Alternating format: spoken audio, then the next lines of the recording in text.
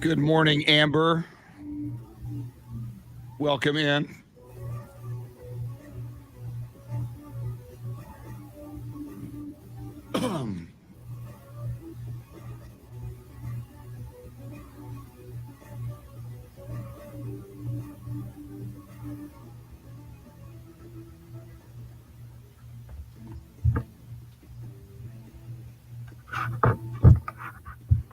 Hector Gomez, good morning. What is up?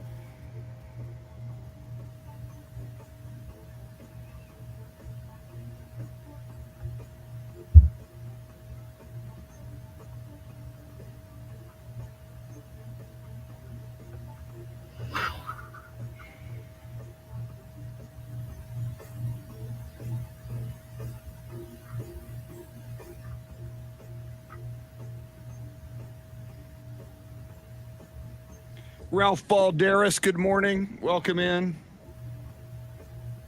We see Ralph, Hector, and Amber. There's Tracy Bogert. Tracy with a Randy Gregory story. Here we go. Woo!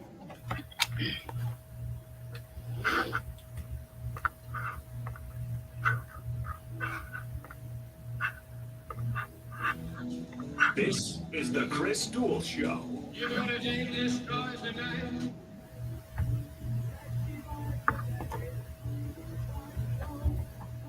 Break on through to the other side. Break on through to the other side.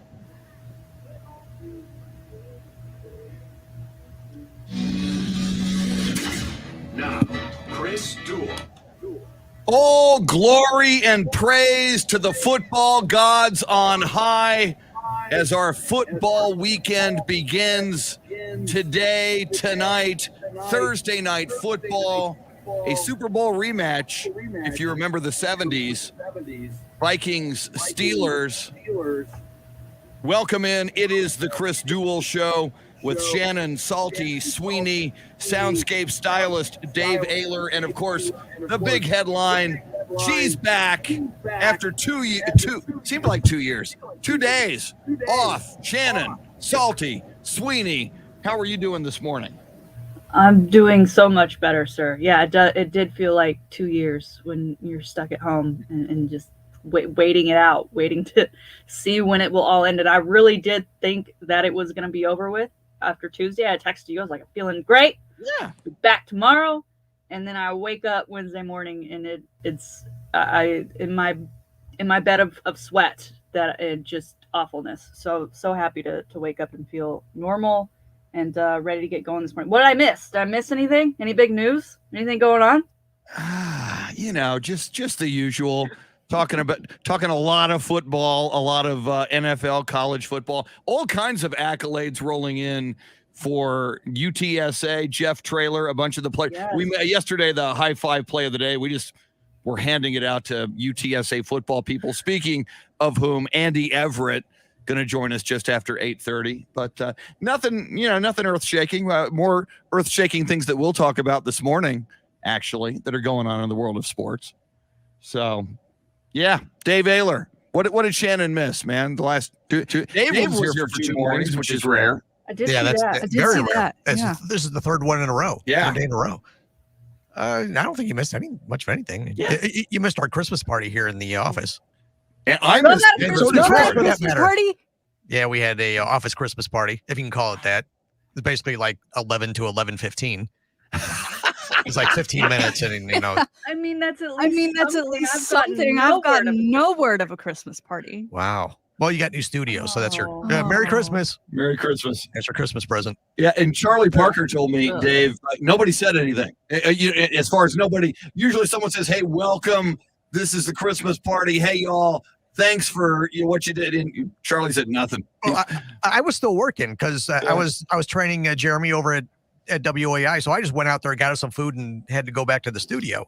I saw some people standing around and talking to each other, but that was pretty much it.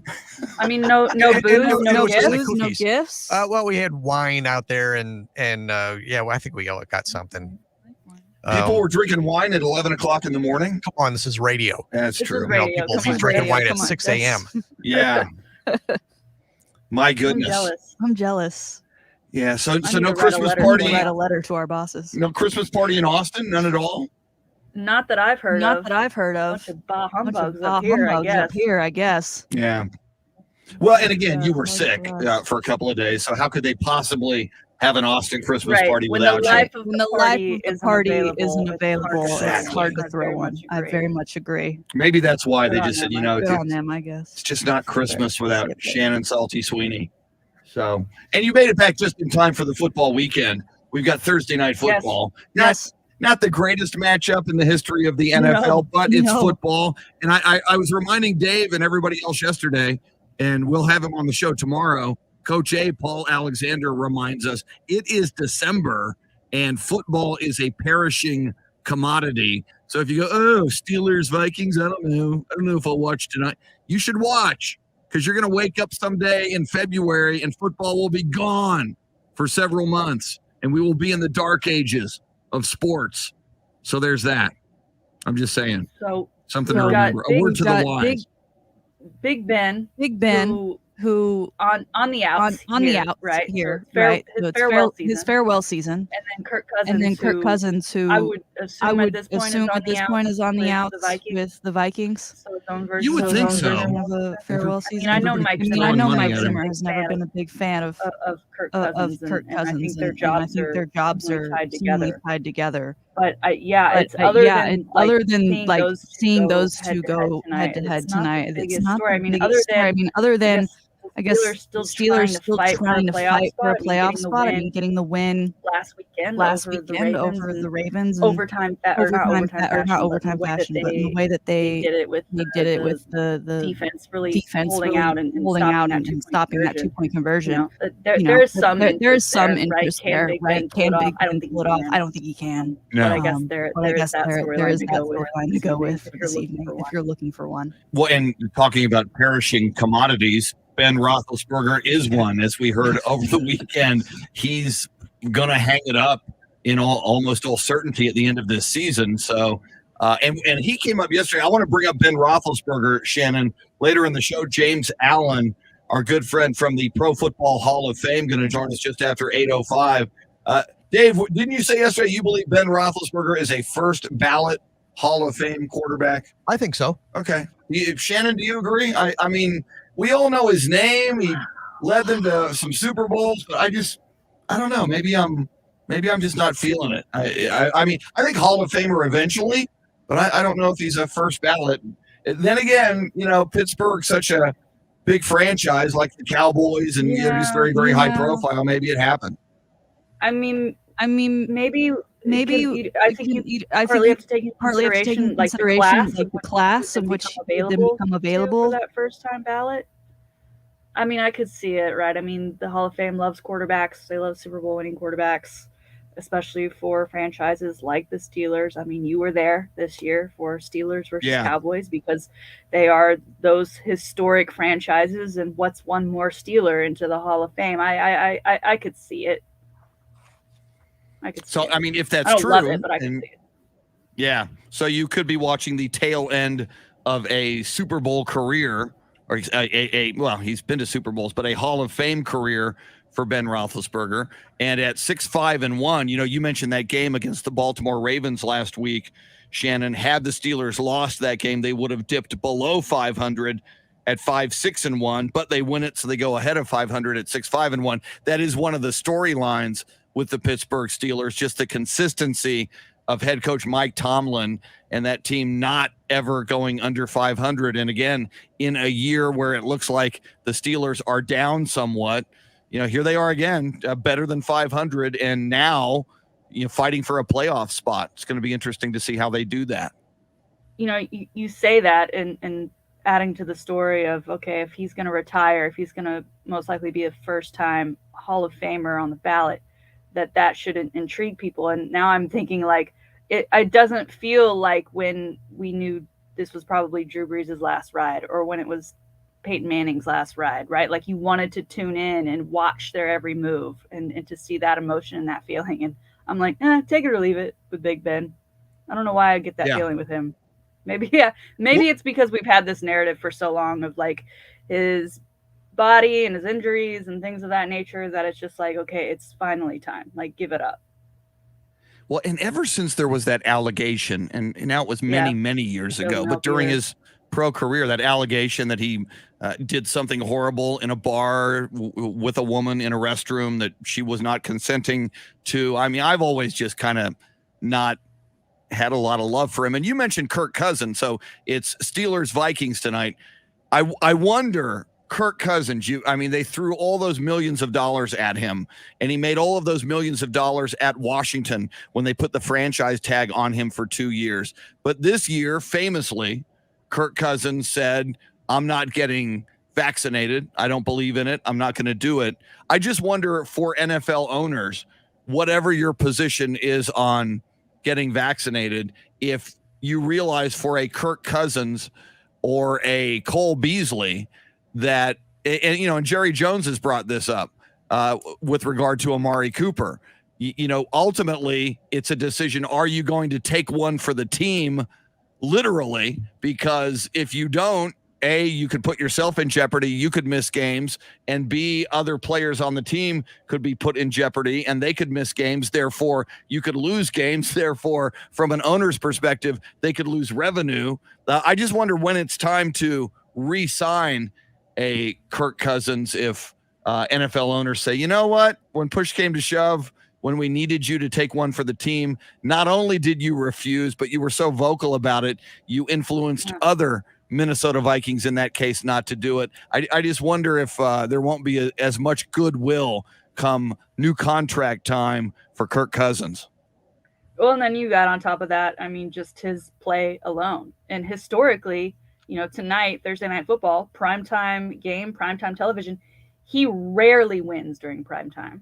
The numbers are insane in favor of whoever the opponent is when he takes the field with all eyes on him. And, big boy football, getting to the playoffs, you get put in primetime. Every game becomes a primetime game, that alone. And then you throw on this vaccine issue, and he's gotten COVID and has had to be out, and becomes a liability for a team in a whole new set of ways with that. So, I didn't think he was worth the contract before COVID hit. Now I certainly don't think it. Jumping back, because we got an interesting comment on the live video feed from James Rippey. We were talking about Mike Tomlin, how he never goes under 500, how consistent the Steelers have been over the years.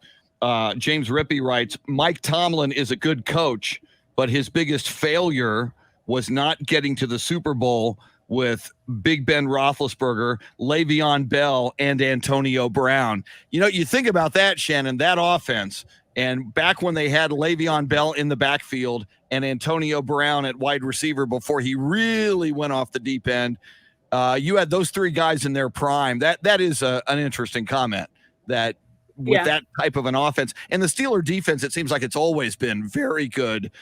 For that team not to go to the Super Bowl is a little bit jarring. We'd have to go back in that era. Probably a lot of Patriots those years going to the Super Bowls almost every year when Brady was with the Patriots. But that is an interesting point.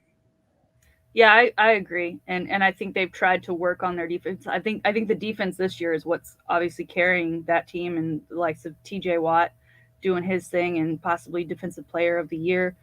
But and then it was so weird because I remember after that season, I mean, you kind of started to get the disbanding of that core of their offense, and they've never really gotten it back. They've worked on it. Obviously, Le'Veon Bell and Antonio Brown have gone on to do lots of things with a lot of other teams since then.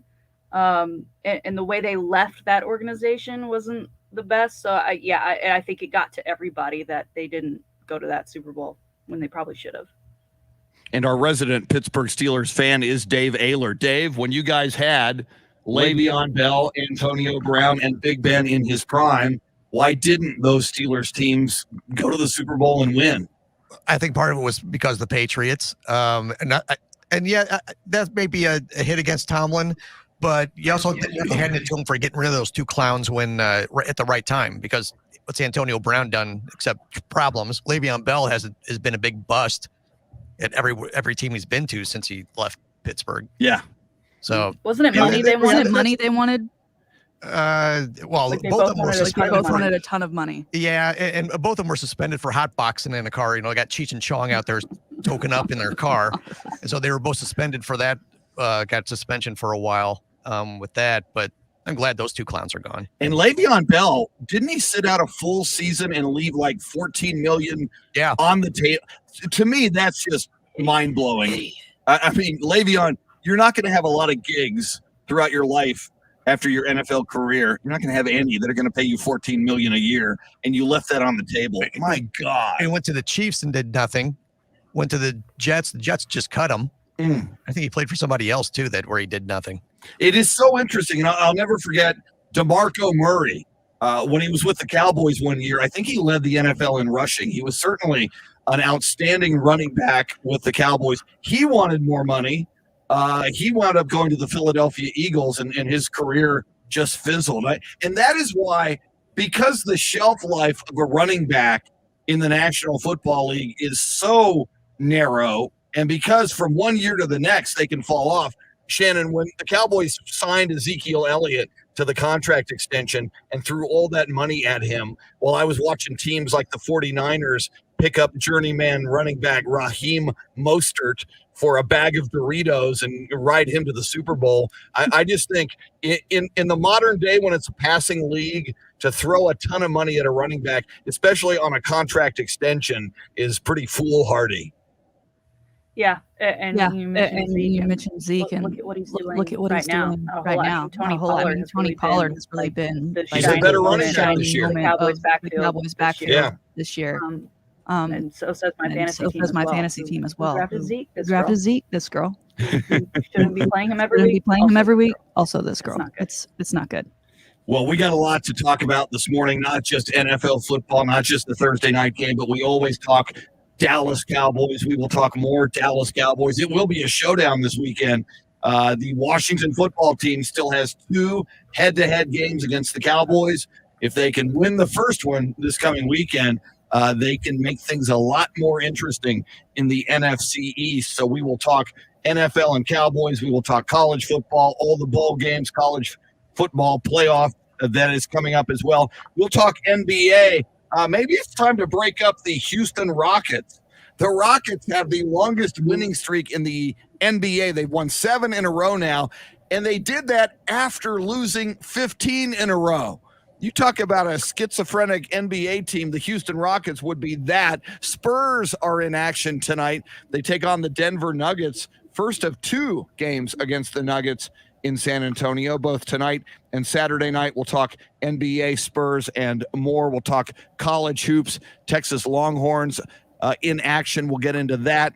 She is Shannon Salty Sweeney. She is back. The high five play of the day coming up in just a few. James Allen from the Pro Football Hall of Fame just after 8 o'clock. Andy Everett, the voice of UTSA Athletics, just after 8:30. We are with you till 9. Thanks for hanging out with us this morning on the Chris Duel Show. Playoffs. Tracy Bogert. Playoffs? Yeah, I don't know what the deal is with the echo. Christopher, I saw you talk about the echo, and I don't know why it's been extra problematic lately. I do not understand, but that's been the case. All right. Let's see. I need coffee badly, so I'm going to go do that.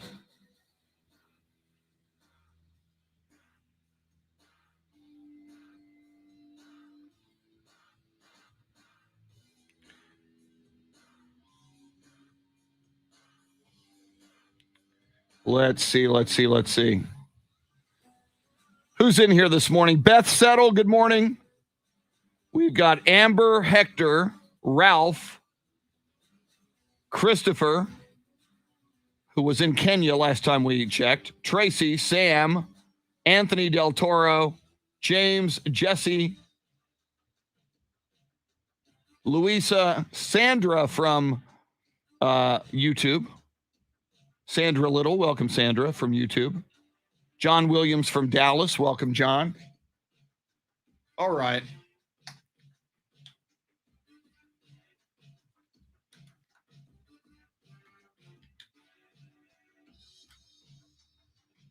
Christopher still in Kenya. And on a Throwback Thursday, I am wearing my San Antonio Toros t-shirt. The Toros were a semi-pro team in San Antonio. We used to go to their games. They played at Northside Stadium. Before that, they played at Alamo Stadium. And they were like dudes who had jobs because it was semi-pro. And they were really good. They won a lot of their league championships. And then one year, the Houston OEHLER rookies came to town back when the NFL preseason was like 6 games and went on forever. And the Houston OEHLER, we saw that game. The Houston OEHLER rookies took on the San Antonio Toros. And I believe, because I was there, and I'm Rain Man, I believe the final score, and we were very disappointed. We wanted the Toros to prove that they could beat the Houston OEHLER rookies. The Houston OEHLER rookies beat the Toros 14-10, if I recall correctly. That was like 1974. Get off my lawn. Okay. I'm going to heat up the coffee. A thank you to Mike Taylor for sitting in for a few moments. I'll be right back. Talk amongst yourselves. In Pop we trust.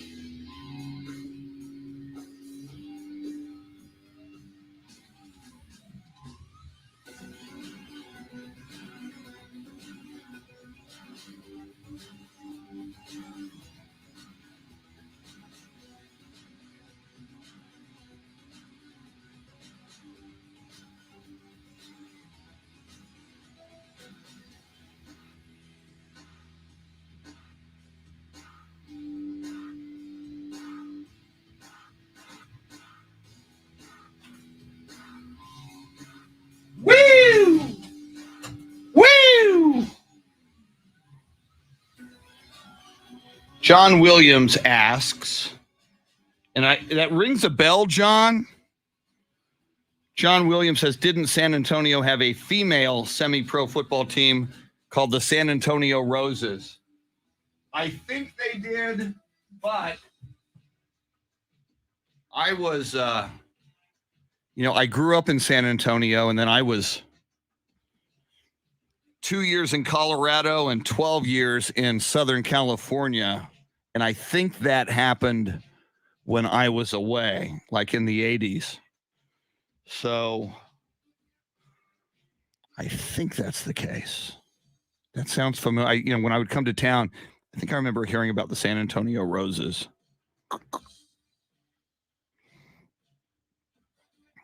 Okay, let me see something here. I know what I'm looking for. And I think.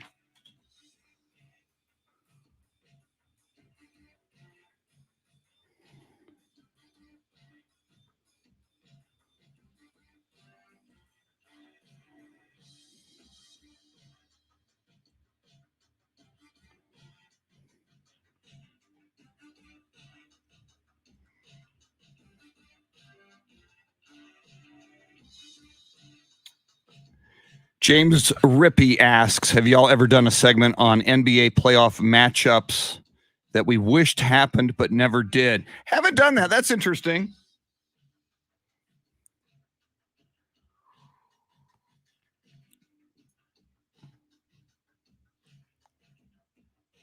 I still wish, James and anybody else, I wish the NBA would... Foamfoot 420. I got invited to watch the game tonight at Hooters. I didn't know Hooters was still a thing. You don't hear a lot about Hooters these days, or at least I don't. Let me see if I can take that down. And let's see here. I wish the NBA would, for the playoffs, seed the teams 1 through 16. Because just to your question, James Rippey, back in the day, for so often, the Lakers and the Spurs, when the Lakers had Shaq and Kobe and the Spurs had Tim Duncan, those were your two best teams in the NBA.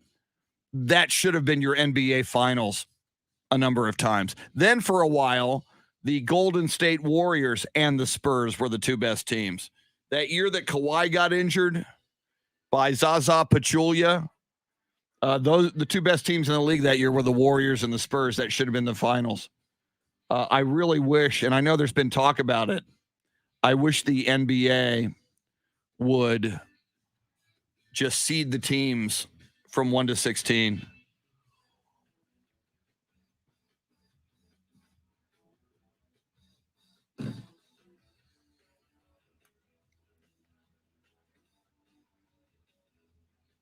A special weather statement on my phone. That's probably fog, right?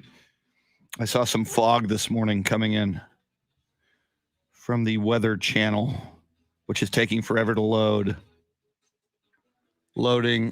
Thank you, Weather Channel. It's like I don't have all morning. I click on the special weather statement. There you go. Thank you. My God. Locally dense fog this morning until 10 a.m., especially along and east of Interstate I-35. All right. If you're driving in South or Central Texas, on or east of I-35, be careful for the fog. We have Steve Duraco. Good morning, Steve Duraco. We have Lucinda Sullivan. Your coffee emojis didn't come through. And Louisa confirming fog. Sweeney.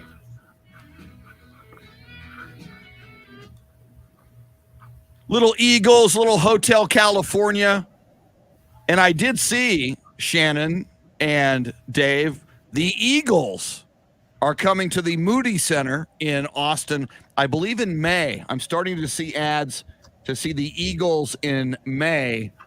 Although, since Glenn Fry passed away a number of years ago, Who's replacing Glenn Fry? Dave, do you know? Is it like Vince Gill? Vince Gill and Somebody like that. Deacon Fry, his son, is on the band. Okay, well, that's kind of cool. And the Eagles, they added a second night in Austin.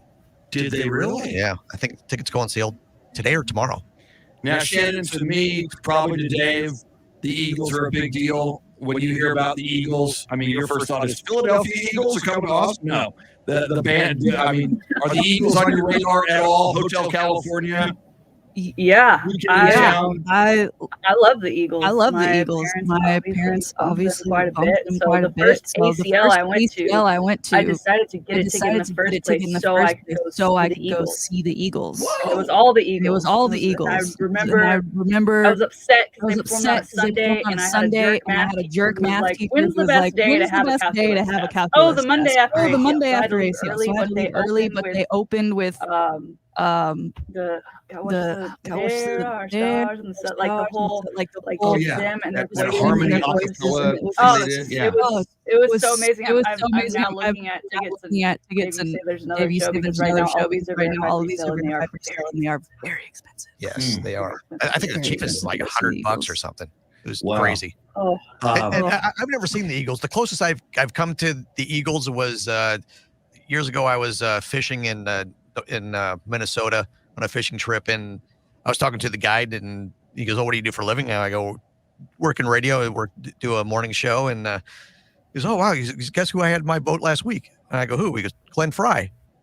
My goodness. And so so I asked, was he a good fisherman? And I goes, he was okay. His wife was really good. He said his wife was catching everything. And she was really good. And this is when Deacon was a teenager, I guess, and just kind of trying to get into the music business. And Glenn goes, "Oh, my son's playing at a club here. Why don't you come by and see him?"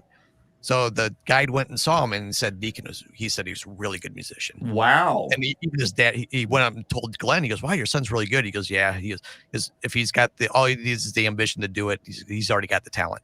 So supposedly he's really good. I've got some more info for you. Like we're diving into this. They are performing a second show on May 20th. That first show. Tickets will go on sale for the second show December 10th. Chris, it's the Eagles performing their iconic Hotel California album in its entirety. Oh my goodness! Hotel California tour. So that's pretty cool. So that's pretty awesome. And again, the Moody Center will still be very, very new. Very, very new. See, and it's interesting. You mentioned Deacon Fry, the son of Glenn Fry, kind of, taking his dad's place with the band somewhat. And I know Vince Gill might be part of it as well. But I've always thought, in being the huge Beatles fan that I am, I would have loved to have seen, and it still could happen, but it won't, Paul McCartney and Ringo Starr. You've got George Harrison gone. He died, but he's got a son, Donnie Harrison, who's exceptional and kind of looks and sounds like him. And for John Lennon, you've got Julian Lennon and Sean Ono Lennon, the sons of John Lennon. I would love to see, like, on stage, Paul McCartney and Ringo and the two sons of John and the son of George on stage doing Beatles. And again, all they would have to do is just do it once in a big stadium. Then you could film it, you could sell it pay-per-view. People would go nuts, but it'll never happen. Jason Bonham played with Led Zeppelin for a couple of shows for his dad. And I just saw Jason Bonham playing with Sammy Hagar down at the Aztec Theater last week. My goodness. And how cool is Sammy Hagar still? You mentioned it. What is he, 74 now? 74, yeah. That's very cool. Good for him. All right. Yeah. So, Shannon, that is news we can use, though. The second Eagles show, tickets go on sale December 10th. And those will probably sell out in like 17 minutes. I know. Well, that is tomorrow. Wow. Yeah. All right. Might have to keep an eye on that. Plan accordingly. You would think we're in radio. Remember when radio people used to get really good free concert tickets? That doesn't happen anymore. Or it doesn't happen to me. Can I get some GA to our own show that we're putting on? Can I just be in the back corner? Can I be there in person? Exactly. They say only if you work it. Yeah, well, that's always the thing. That's always the thing. Oh, you want to go? Do you want to work it? Because we need help. You want to work? We need volunteers. Well, Shannon, I am pleasantly surprised that you like the Eagles. That's cool. The three of us have that in common. Cool. Woo! Very, very. Speaking of cool, it is time for the high five play of the day. I think this one's going to be real cool. I got a little bit of a preview of this one. The High Five play of the day is appropriately sponsored by High Five, 2 locations in the Austin area. They got everything you're looking for. Big screen TVs all over the place. So you could watch sports tonight. You could watch Thursday night football, Steelers, Vikings. I think the Texas Longhorns men's basketball team in action. We'll talk about that. They got games you can play. Laser tag, axe throwing, bowling, all sorts of games. Great food, great drinks, food specials, drink specials. Shannon, who we giving out a high five to this morning? Yeah, well, another thing you can do at High Five is check out that virtual Topgolf simulator. You can play Topgolf, or you can play courses from around the world and pretend you're, I don't know, one Tiger Woods, who is he's known for golfing a little bit here. I've heard of that guy. And he's officially back. Last week, prior to his tournament in the Bahamas, he made the announcement, he'd never play full-time golf ever again. But that he would be picking and choosing tournaments, and that he hopes to play some things for giggles. And we now know when he's making his official return. It's going to be next week at the PNC Championship Golf Tournament with his son, Charlie. Last time the two played together, I mean, it basically broke the golf internet. I mean, that they were dressed alike. They were so cute. His son, obviously a very great player at such a young age. He is now 12 years old. They're going to be playing together. Tiger tweeted yesterday, although it's been a long and challenging year, I am very excited to close it out by competing in the PNC Championship with my son, Charlie. I'm playing as a dad and couldn't be more excited and proud. This is massive. This is huge. Yeah. It hasn't even been a year since this accident. I don't think when we were talking about when he would make that return, that I don't think it would have been this soon. I pictured a major, I pictured something else, but for him to do this, to do it with his son, he is going to have the ability to use a golf cart, which would be very helpful, I'm sure. Yeah. Do they broadcast this one? I'm not sure. I know it's almost, they probably will now. Sold out. Yeah. There's very few tickets remaining. They do try to keep it really intimate. But just a high five to Tiger and his team for getting him back this quickly and available to play in a tournament that I'm sure his son has looked forward to for some time. And for him to be that dad and go out there and be a dad and play. I love people are like, he's like, oh, I'm just going out for fun. Like, no, you're Tiger Woods. Like you're going to take every shot just as seriously as you would if it was the Masters or the Open.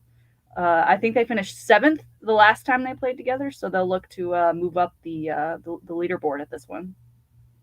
I love it, Shannon. This is what a sports Christmas gift for sports fans and for Tiger Woods fans. We definitely got to bring this up with Andy Everett. Andy's a huge Tiger fan. He's going to join us to talk UTSA, and we'll talk Tiger with him just after 8:35. But like you, Shannon, I mean, this crash just happened less than a year ago, earlier this year. And I thought 2 years, maybe. I thought maybe sometime, maybe midway through 2022.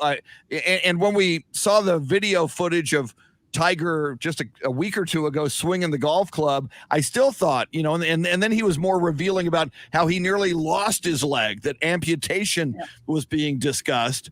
And I had no idea he would be in a position to play in a tournament like this. As you mentioned, that he can use a golf cart, which is big. I love that he's playing with his 12-year-old son, Charlie. I think that's very symbolic for a comeback, and to come back with your son and the next generation. And I'm sure Andy can answer the question you just posed, Shannon. Is this PNC Championship televised? And if it's not, if I were the Golf Channel or a major network, I would be scurrying and throwing any amount of money at this tournament to televise it, because ratings would be through the roof wherever you air. I mean, I would clear my calendar to watch Tiger Woods play golf again in this tournament. I hope it's televised, hopefully by the end of the show today. And certainly Andy Everett, joining us at 8:35, probably knows the answer if it's televised, and if so, where it is televised, because I definitely want to see it. Yeah, the event itself, a 36-hole event, begins December 18th in Orlando, and it's for major champions and a family member. So like last go around, it was Justin Thomas and his father who won the whole thing. I think the concept is really cool. And I worry that in the future, when, his son, Charlie, will most likely, I would think, would be a pro golfer, right? If he wins a major, gets invited to this tournament, and he's like, which family member am I? Oh yeah, that's right, my dad. How unfair is that? Oh, and to get him started so young here. I really hope we get to watch this one come next weekend. And I'm reading a little more about it. You know, we brought up, I think his birthday was not long ago. So we talked about Lee Trevino, who is, I mean, just a legendary golfer. Lee Trevino is playing in this tournament, and Lee Trevino has played in this tournament since it began in 1995. So as you mentioned, Shannon, golf champions and a family member playing this thing. That is so cool that on the same golf course, you'll have Tiger Woods, his son Charlie, who may go on to have an incredible golf career for all we know. I would certainly put some money on it. Lee Trevino, just a legend in the golf game. Justin Thomas, I mean, my goodness, this is going to be a big deal. And as you mentioned, the 18th, today's the 9th, so we're 9 days out, single digits, 9 days out from that thing. That's pretty darn cool. Yeah, I'm super excited. Tiger wearing red, his kid wearing red. I'm all for it. Do we know his kid? Do we know his kid's going to wear red? Do we know that's happening? Well, that's what they did last time. I mean, they matched almost to a T. All Nike, everything too. Could you imagine if his kid sided with Adidas? Oh God, I imagine Tiger would have a major say in what's going to happen there. So. Sorry, son, you're locked in. Nike for life.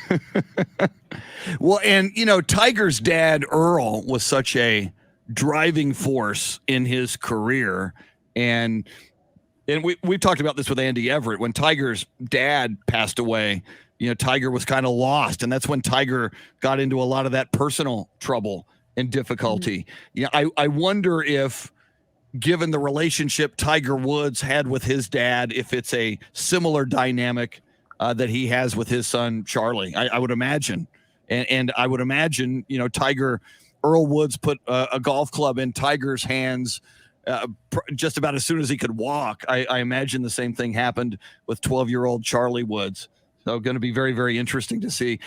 But what kind of pressure is that, though, Shannon? I mean, if your dad is Tiger Woods, for you to be a golfer, and everybody's going to expect, if you don't have a stellar career and win a lot of tournaments, people are going to be disappointed in you. There's a lot of pressure on young 12-year-old Charlie Woods now, and probably for the rest of his days. Yeah, I'm curious if him starting as young as he has and being so good as he is already, if that would relieve a bit of that pressure because he's comfortable in it already and is maybe used to it. But at the same time, also just the way he conducts himself in the future, you hope that he's that down to earth kid that gets that it's still just a game, and he isn't using his last name as, do you know who I am when he hits the golf course in the way that some people have in the past. And I just remember in the Masters when he last won, when Tiger last won the Masters, him getting his kids and them kind of being swarmed by everyone who was cheering on Tiger. It was almost like they really hadn't seen that, I guess, at an age that they were then, where they could really be sponges and take it all in. That's my dad, and look at all these people cheering for him. That, at this age of 12, I'm sure he's grasping it a little bit more of who his dad is to the golf world and the sports world, and as kind of an icon in just American pop culture. Well, and you wonder, he's 12 now, so I wonder how early he could turn pro theoretically. I know Tiger played at Stanford, and again, maybe we'll ask Andy this just after 8:30, but LeBron James wants to prey in the NBA with his son Bronny, and Bronny is something like 17 or 18. So theoretically, Bronny, I mean, we've got Josh Primo of the Spurs is 18 years old. So LeBron James's son, could be in the NBA as early as next year or the year after, theoretically. How amazing would it be if Tiger Woods is somehow able to still play, 6 years from now, and if his son would be potentially able to play on the same tour in the same tournament as his dad. Probably a lot less likely given the age spread and still 6 years left, and Tiger, getting up there age-wise compared to other younger golfers who are more prolific right now. But it would be a cool story if it happened. Nonetheless, even if it doesn't, and the odds are against it, just to see this tournament 9 days from now, to see him with his 12-year-old son playing in this tournament is going to be a lot of fun. 9 days. I can't believe that crash happened at the end of February, Chris. God. And could have killed him. Maybe should have killed him. We were talking yesterday, Shannon, it was the John Lennon death anniversary. We were talking about sudden, unexpected deaths, and Kobe came up, and we talked with Bill Schoening about the horrible, tragic loss of Kobe Bryant in the helicopter crash. I mean, about a year later, we could have lost Tiger Woods forever in that crash. Yeah, and you look at that vehicle, and it's he looks pretty lucky to have survived it. Yeah, my goodness. It's insane. So high five to him and Charlie. Best of luck out there. And we will talk more Tiger and get some more information on that tournament and see what Andy Everett knows about it. In addition to talking UTSA football and the bowl game coming up, the Frisco Bowl against San Diego State. Andy Everett going to join us just after 8:30. James Allen from the Pro Football Hall of Fame going to join us just after 8. Coming up in the 7 o'clock hour, you've been waiting 2 days because she's been out. This one should be an extra salty shakedown coming up just after 7:30. This day in sports history and sports birthdays. You can dial us up at any time, 800-707-9760. We will dive further into NFL and college football, NBA basketball, college hoops, and more on The Chris Duel Show.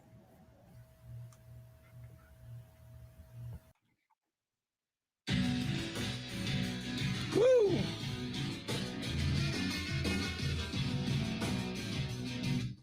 All right.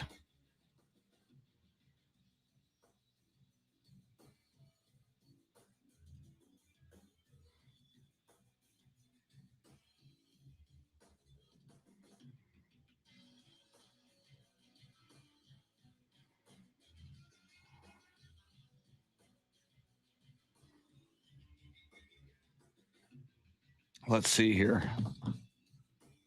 I need to find... grab some ice.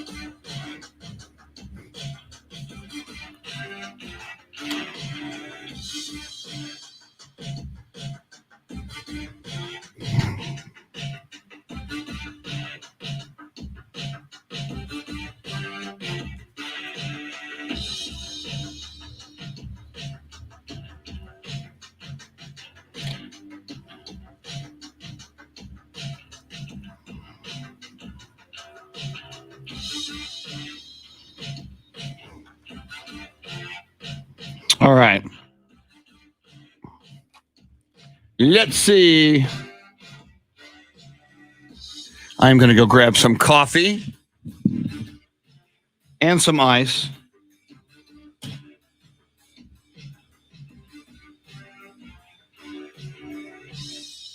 Woo! Louisa, Lucinda, John, James Rippey, See what James Rippey says here. The playoff series I always wanted to see. Dwayne Wade's Heat versus LeBron's Cavs. The Big Spring Spurs versus Yao Ming and Tracy McGrady. That would have been nice.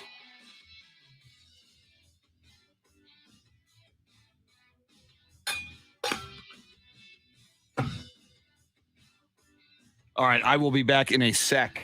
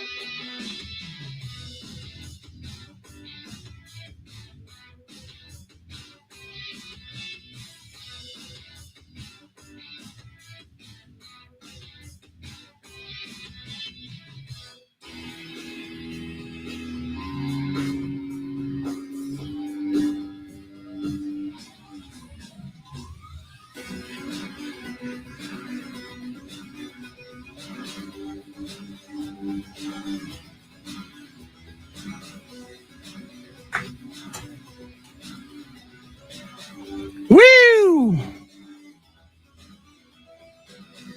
Woo! Okay, John Williams with a link.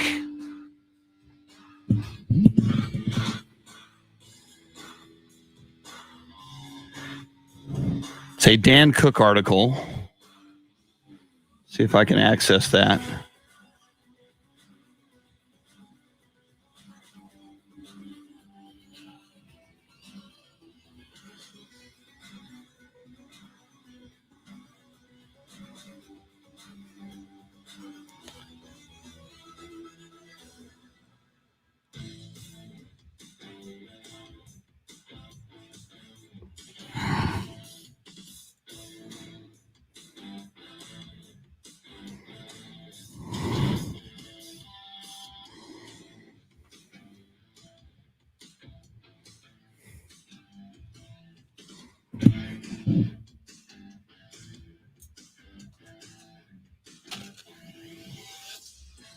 Well, that article's not loading on my computer. John. I see it's a Dan Cook article about women's semi-pro football. But it's just spinning and spinning and spinning and not loading on my computer. Oh, well. Looks interesting.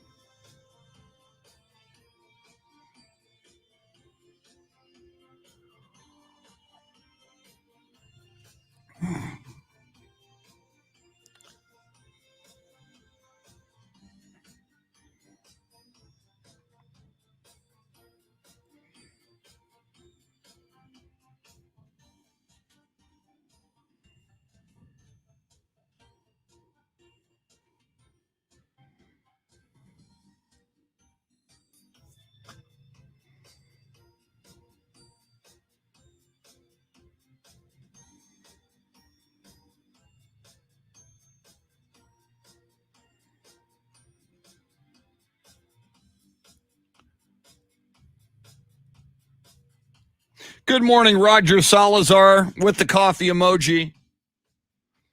Roger, I lift my coffee cup up to you. Live long and prosper. Caffeine, the wonder drug that works wonders.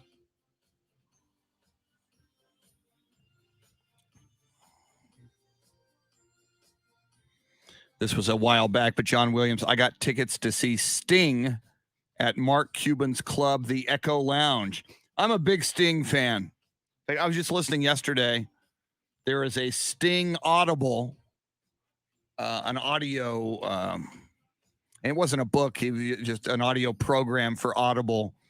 It's sound and music. So Sting kind of tells his life story and then plays some songs, some of his famous songs, with the Police, like Every Breath You Take, and others. It's pretty cool, because he's talking about the songs, how they were written, what they meant, and then performing them acoustically. And it was quite good, I thought. Woo! So there's that. Woo, woo, woo. Here we go.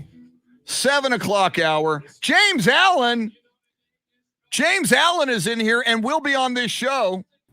And I got the photo to prove it, James Allen. There's James Allen's. In fact, we got another James Allen photo. When he's on with us, we'll use that one. Good to see you in here, James.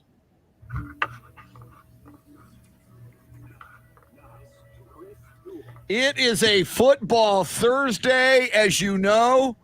Shannon and I and Dave Ehler, we start the weekend on Thursdays because we can and because we should. So thanks for joining us. Hey, on our live video, Shannon, look who's he's on our live video as a viewer, and he's commenting at the moment. And in 1 hour, he'll be joining us. He's always a great guest, and I want to ask him, is Ben Roethlisberger a surefire first ballot Hall of Famer? Because we hear he's retiring at the end of this year. James Allen from the Pro Football Hall of Fame. Shannon, he's going to join us in an hour, but we say good morning to him as he says good morning to us on the live video feed this morning. That's so cool. James makes me feel cool just to know the guy. I mean, come on. He is very cool. He's so awesome, kind of and then you add on like, oh, by the way, he's part of the Pro Football Hall of Fame. Like, And now on the selection committee. So now, I mean, and I wonder, now that he's on the selection committee, when you ask him a straight up question like, "Hey, man, is Ben Roethlisberger a first ballot Hall of Fame?" What I love about James, he's very forthcoming with us. He'll tell it like it is. If he doesn't like a guy, he'll tell us, and he'll tell us why. I wonder when you're on the selection, because I mean, if he said, well, I really don't think Ben Roethlisberger is worthy of being in the Hall of Fame. Now that he's on the committee, somebody hears that, somebody tweets that out, says James Allen on the selection committee says Ben isn't good enough, and then all these Steeler fans would go nuts. So it could happen. So anyway, 1 hour from now, and what's great about go ahead. Oh, I was gonna say you don't want Steelers fans coming after you. No, don't want that. But better Steeler fans than like Eagles fans. Who are the worst fans in the NFL? Eagles, right? They're the worst. Gotta be. Unless, Raider fans are just weird. Who would you rather not deal with if they were angry at you? Eagles fans or Raiders fans? Raider fans, I think, are just psychopaths. So I don't know. I think the way I see those two is like Raiders care more about their team than they care about other teams, and Eagles fans would rather come after you for saying something about their team than like just sitting and defending their own team. I can see that. Yeah, I think Raider fans are just nuts. And in a good way. I mean, what a great fan base, and they're great for the league. Don't get me wrong. When I see Raider fans dressing up, like the dude who wears the shoulder pads with the spikes all over his shoulder pads. Right. Are we at a Kiss concert? What's happening? Exactly. I think it's good for the league. I love it. And I actually kind of love that the Raiders are in Las Vegas now. I dig it. It makes total sense. But Eagles fans, and I've been to Philadelphia a few times, and I've been at Lincoln Financial Field. Eagles fans are just mean.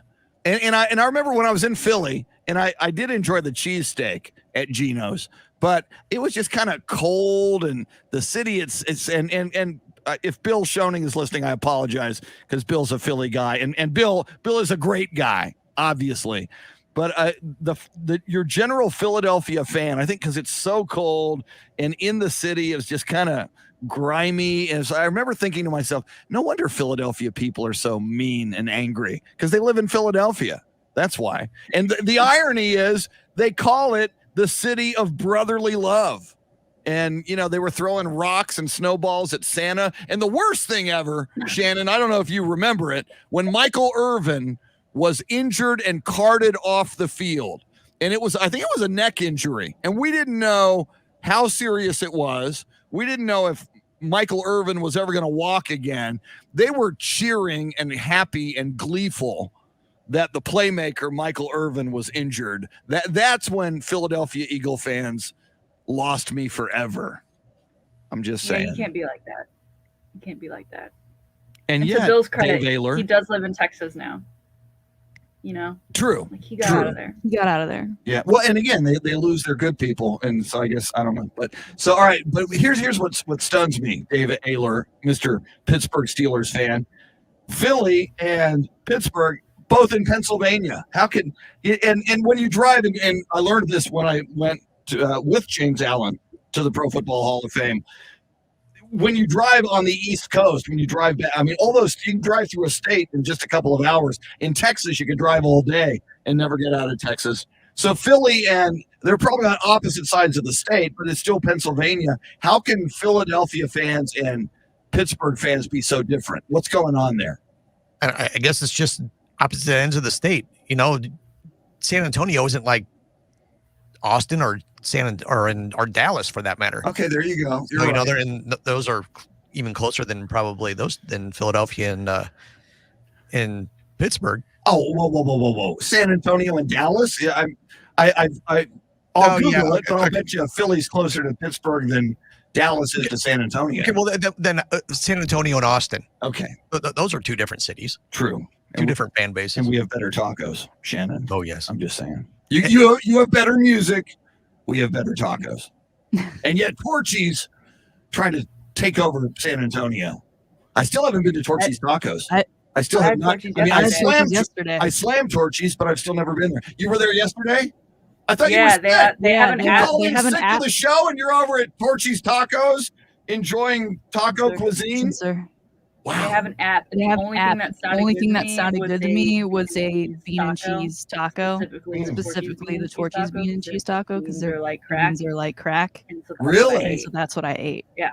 Okay, Yeah. see, you had me at It made it worth it. bean and It cheese got better tacos. today. I'm better today. I'm better because of a bean and cheese. I'm here Torchy's today. taco. I'm here today because of a Torchy's bean and cheese taco yesterday.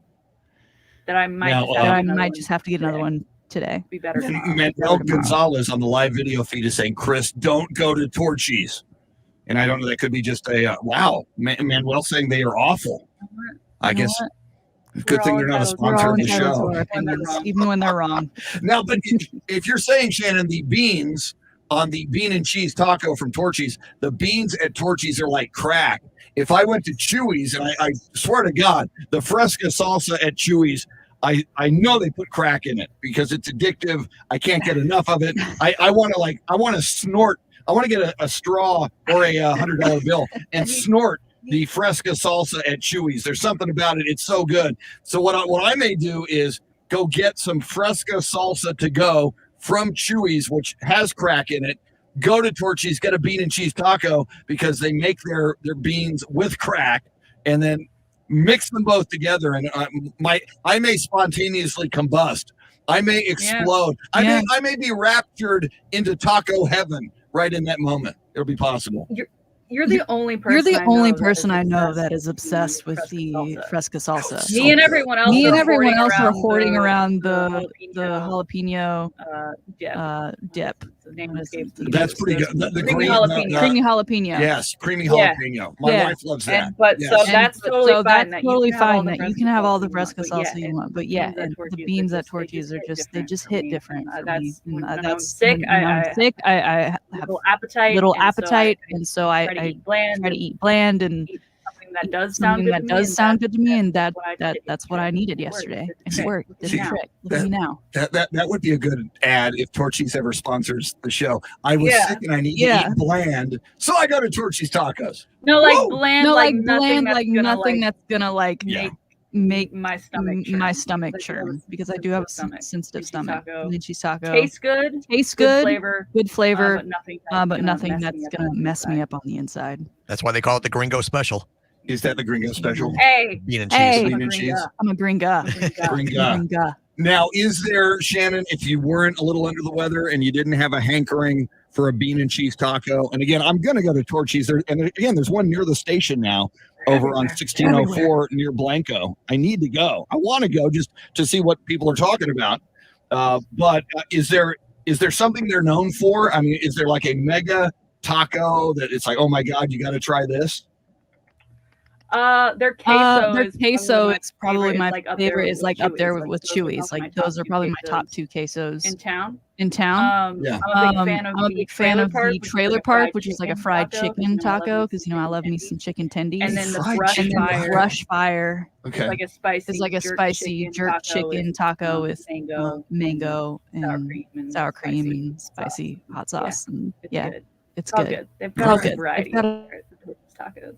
I don't care what you people say, trying to hurt my feelings on a Thursday morning. Now, the great James Allen, who's going to join us just after 8 o'clock to talk football. He's currently talking tacos as we are on the live video feed. James Allen says the best chain tacos is Fuegos. I don't know Fuegos. Have you heard of Fuegos? I don't know that one either. We're going to have to ask James about Fuegos at 8 o'clock. Next time I'm in San Antonio, we need to have like a taco tour. Yes. Bring James Allen. Bring James Allen because no one knows what Fuegos is. Yeah, James Allen. You're going to have to list. It's in College Station. There you go. That's why we have it. It's in College Station. There you go. And they named it after James Allen. In College Station, try the James Allen Veggie Monster. This dude's the coolest guy alive. Is that just a salad wrap? He's got his own taco named after him. Is that just a wrap? And James Allen doesn't seem like a veggie taco guy. He seems like this corn-fed brisket, big football player dude. So now Shannon Gordon Weedman, who is a taco connoisseur in addition to a rock and roller, he says, and again, I'm willing to trade you a Las Palapas for a high five. We will send a Las Palapas to Austin just as soon as you send a high five down to San Antonio. But Gordon Weedman says Las Palapas makes better tacos than Torchy's, and they don't cost an arm and a leg like Torchy's. Is Torchy's pricey? Apparently. Some of them but they're can be, but they're giant tacos. giant tacos. First of all, I'm not here for all the Torchy slander. Second, we are getting a Las Palapas at some point, but I still have not seen where exactly in town it's gonna be. But we are getting one, so I can't attest to their quality quite yet. Okay, now we're getting two people, James Allen and Tom Cunanan, saying Fuego or Fuegos is on UTSA Boulevard, obviously near UTSA, across from Costco. And we know Jeff Traylor is on the show, Shannon. We know Jeff Traylor enjoys a good taco or queso here or there. So we gotta ask Jeff Traylor if he's been to Fuegos. I imagine if it's near UTSA, he has. And he likes the brisket tacos too, doesn't he? So yes, he's probably got a good sense for good barbecue in the area as well.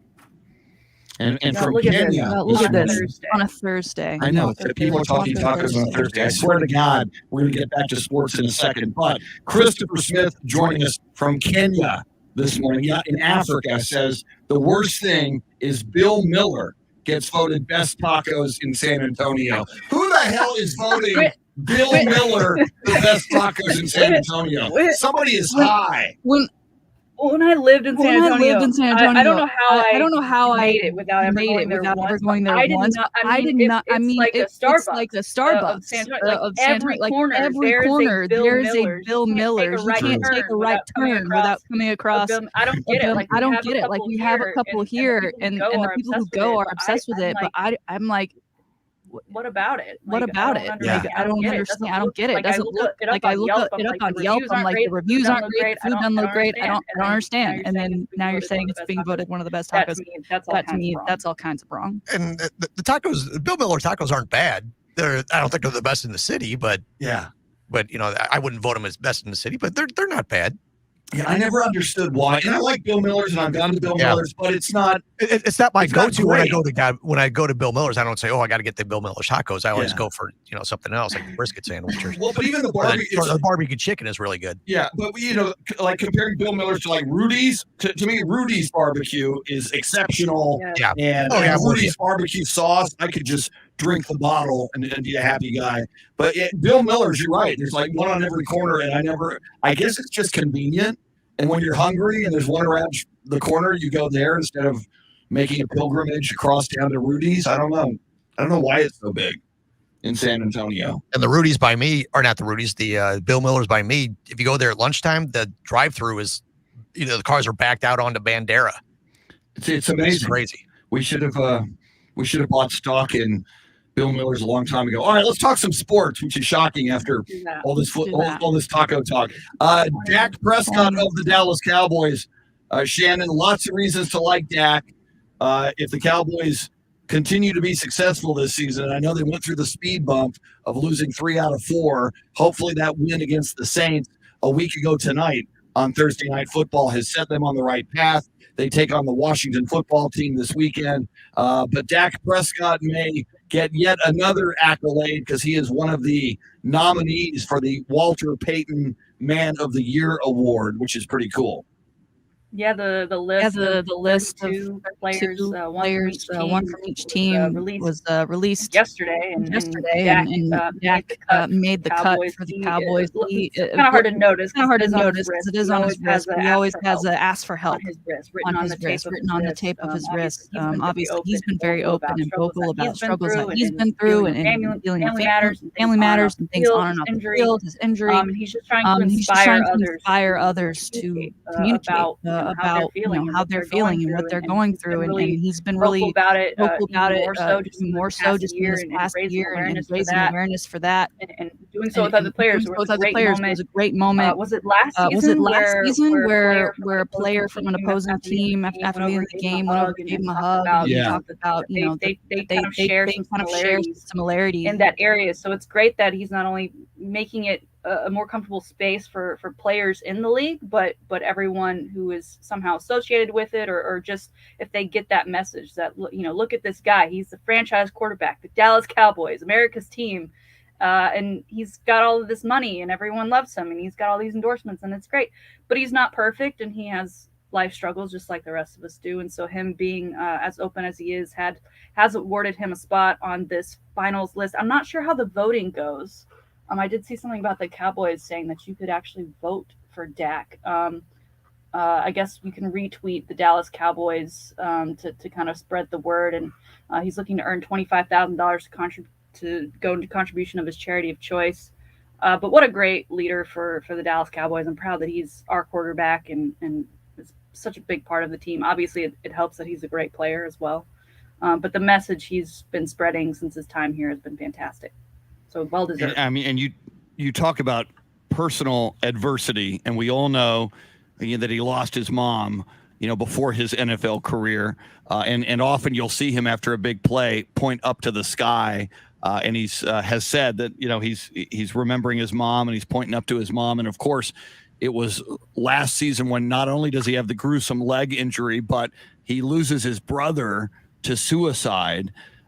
So, you think about Dak Prescott, and obviously he certainly wants to raise awareness for people who might be having some troubles or some mental health issues, not only someone who might be considering taking it to an extreme like his brother did, but my God, you think about what Dak must have gone through in the aftermath of losing his mother and then losing his brother to suicide. For Dak Prescott himself, a lot of people say, my God, you're the quarterback of the Dallas Cowboys. You're a multimillionaire. You got it all going for you. Yet, you look at the personal adversity and tragedy that Dak Prescott has gone through and had to face. And you just got to love somebody like him who knows about it firsthand and is out there trying to do something, trying to help people. So how cool would it be if, among other things this season, a big comeback season for Dak Prescott and the Cowboys pretty darn successful thus far this season? How cool would it be if he winds up, in addition to everything else, being named the Walter Payton Man of the Year in the NFL? That would be great. And how cool would it be that, he goes on to win this award and he happens to be in uniform at the same time, because that award is officially presented at the Super Bowl. They do the whole ceremony of handing the trophy over, and it's like, sorry, I couldn't wear my best suit because I'm wearing my uniform because I'm playing in this. I'm a little busy today. Yeah. John Williams from Dallas on the live video feed saying the last Cowboy to win the Walter Payton Man of the Year award was Jason Witten. So that would be kind of interesting if Dak Prescott follows in the footsteps of Jason Witten. Now, this weekend, Shannon, we talked about it, and because the Cowboys went through that little bump in the road, which was really more of a bump in the road, more than a bump in the road, losing 3 out of 4, that makes this game this weekend at Washington in Landover, Maryland, at FedEx Field against the Washington football team. Washington 2 games behind the Cowboys, but they still have 2 head-to-head games remaining. Cowboys really need to get if Washington wins that game, Shannon, Cowboys would be 8-5. Washington would go to 7-6, 1 game back. It would really open the door for Washington. And what it would do more than anything else, Shannon, I think, is create more doubt for the Dallas Cowboys, not only among themselves, but we as fans would start to begin to think, oh my God, here we go again. This is what the Cowboys did so often in the Tony Romo era, was get off to a good start, have a bad December, and then limp and lose the NFC East near the end of the season. If they can beat Washington, this weekend, they'd open up a 3-game lead with only one head-to-head game left to play. They would effectively slam the door on Washington for the NFC East. So I think it's a big one, win or lose. You lose, you let Washington back in, you give them a life, you win, and you can really slam the door in their face. Yeah, I agree. I mean, going into this season, the thought was the Cowboys would win the NFC East because they could beat all of these teams, right? So you need to take care of that business. And you know, you're right. If they lose this, I think the perception once again shifts. And is this really the Cowboys team that we thought they were to start the year so hot? They need to take care of the NFC East to, I think, convince people that, yes, they are the ultimate NFC East champs, but also capable of beating those other teams with great records. All right, we got a lot coming at you in a moment. Shannon's Salty Shakedown just after 7:30. It has been 3 days in the making, 3 days since we've had a Salty Shakedown. Looking forward to that this day in sports history, sports birthdays. Top of the hour, James Allen of the Pro Football Hall of Fame, who has a taco named after him. We will dive into not only football talk, but a little more taco talk with James Allen. Andy Everett, the voice of UTSA athletics, just after 8:30. Not only will we talk UTSA football, but Tiger Woods back on the golf course in 9 days. How does Andy feel about that? What does he know about that? We'll get into all of that coming up. Thanks for hanging out with us. We are with you till 9 o'clock this morning. Dave Ehler making the show go. She's Shannon Salty Sweeney. Thanks for hanging out with us on the Chris Duel Show. Tehran's Tacos, Barney. I don't know them. Wes Perkins says this is the first time the Cowboys will have all their best players on the field since week 1 or 2. Excellent point, Wes. You, sir, are correct. That's got to help. However, with that, if you find a way to lose at Washington, then you're really creating doubt. So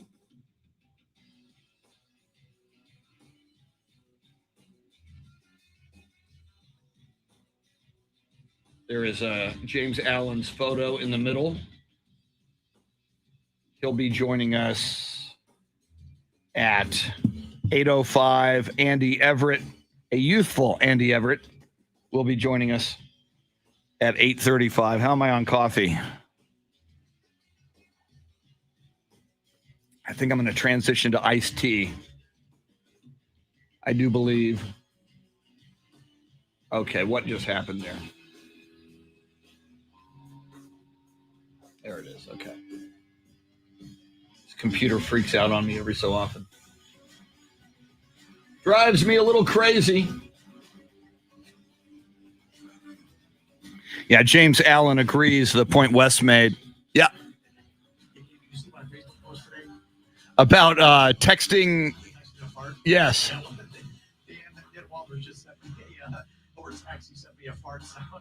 That's hilarious. Very funny.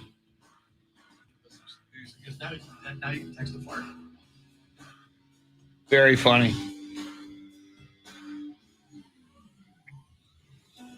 John Williams, I could see Chris Duel and Steve Duraco in The Amazing Race. I don't know, man.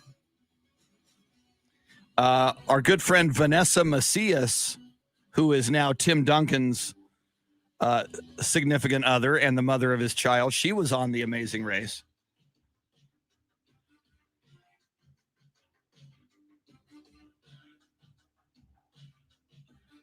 All right. I'm transitioning from coffee to iced tea. Ice, baby. It is a thirsty Thursday, a throwback Thursday.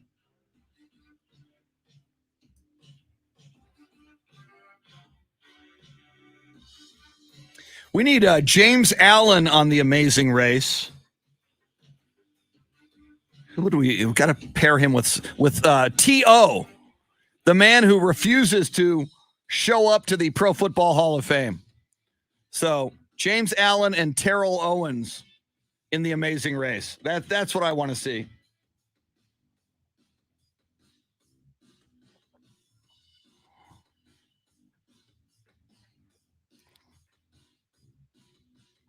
Wearing my San Antonio Toros James Allen says, I'm in. James Allen would do it. And maybe, James, you are the guy who can get T.O. to come show up at the Pro Football Hall of Fame. I don't know what's wrong with that dude. Well, there's certainly something wrong with him. Anyway, my San Antonio Toros t-shirt. Great semi-pro football team in the 60s and 70s in San Antonio. Saw many, many, many of their games over the years.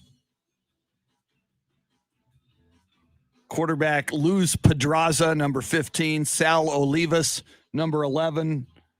Alfredo Avila in the backfield. Defensive back Alfredo Avila, number 24.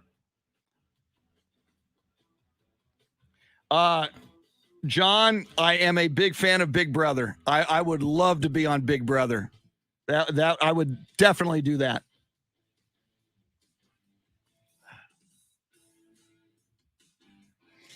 But I would not like to spend a week eating slop. That is when you lose a competition on Big Brother, you can spend a week eating what they call slop, which would not be fun.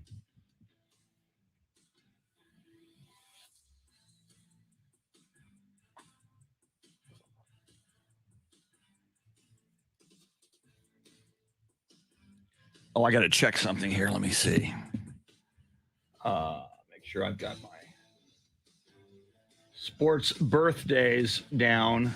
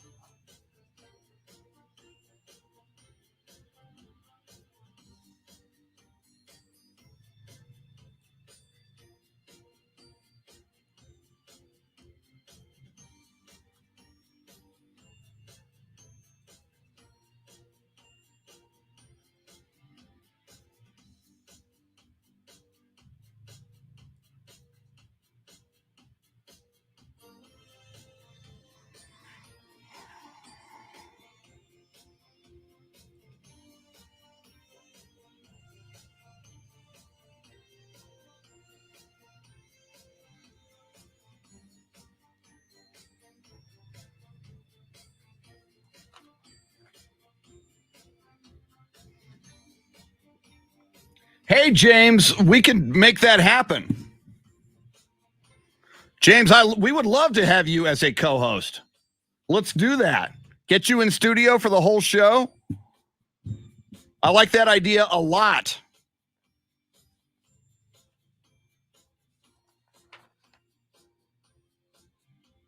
Barney Segura, what was the name of the San Antonio Toros running back that was so deep he could hardly understand what he was saying? Loved that guy. His voice was so deep. I don't remember.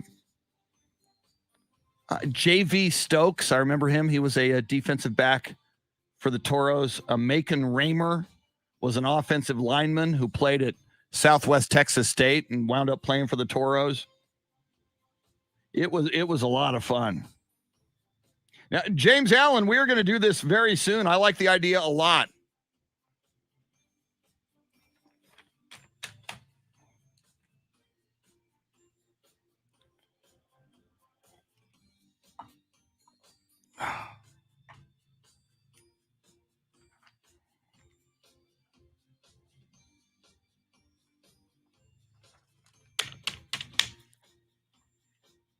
And James, I'm trying to think, your offices over there off of 1604.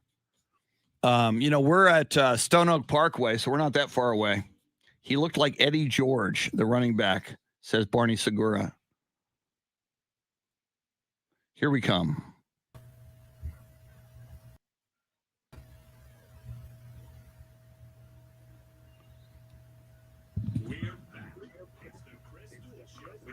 and Salty Sweeney. Join in by dialing 1-800-707-9760.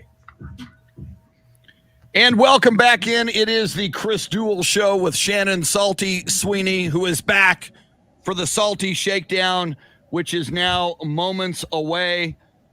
Reminder, programming note, just after 8 o'clock, and he's been cool enough to hang out with us this morning on the live video feed, which is what's cool about the live video feed is you're not only interacting with Shannon, with me, with Dave OEHLER in real time, but there's a lot of people, from not only across Texas, but around the world often that are joining us on the live video feed. We've got Christopher in here this morning joining us from Kenya. We often get Taro from Tokyo, Brad George from Australia, Ofa Lin from Singapore.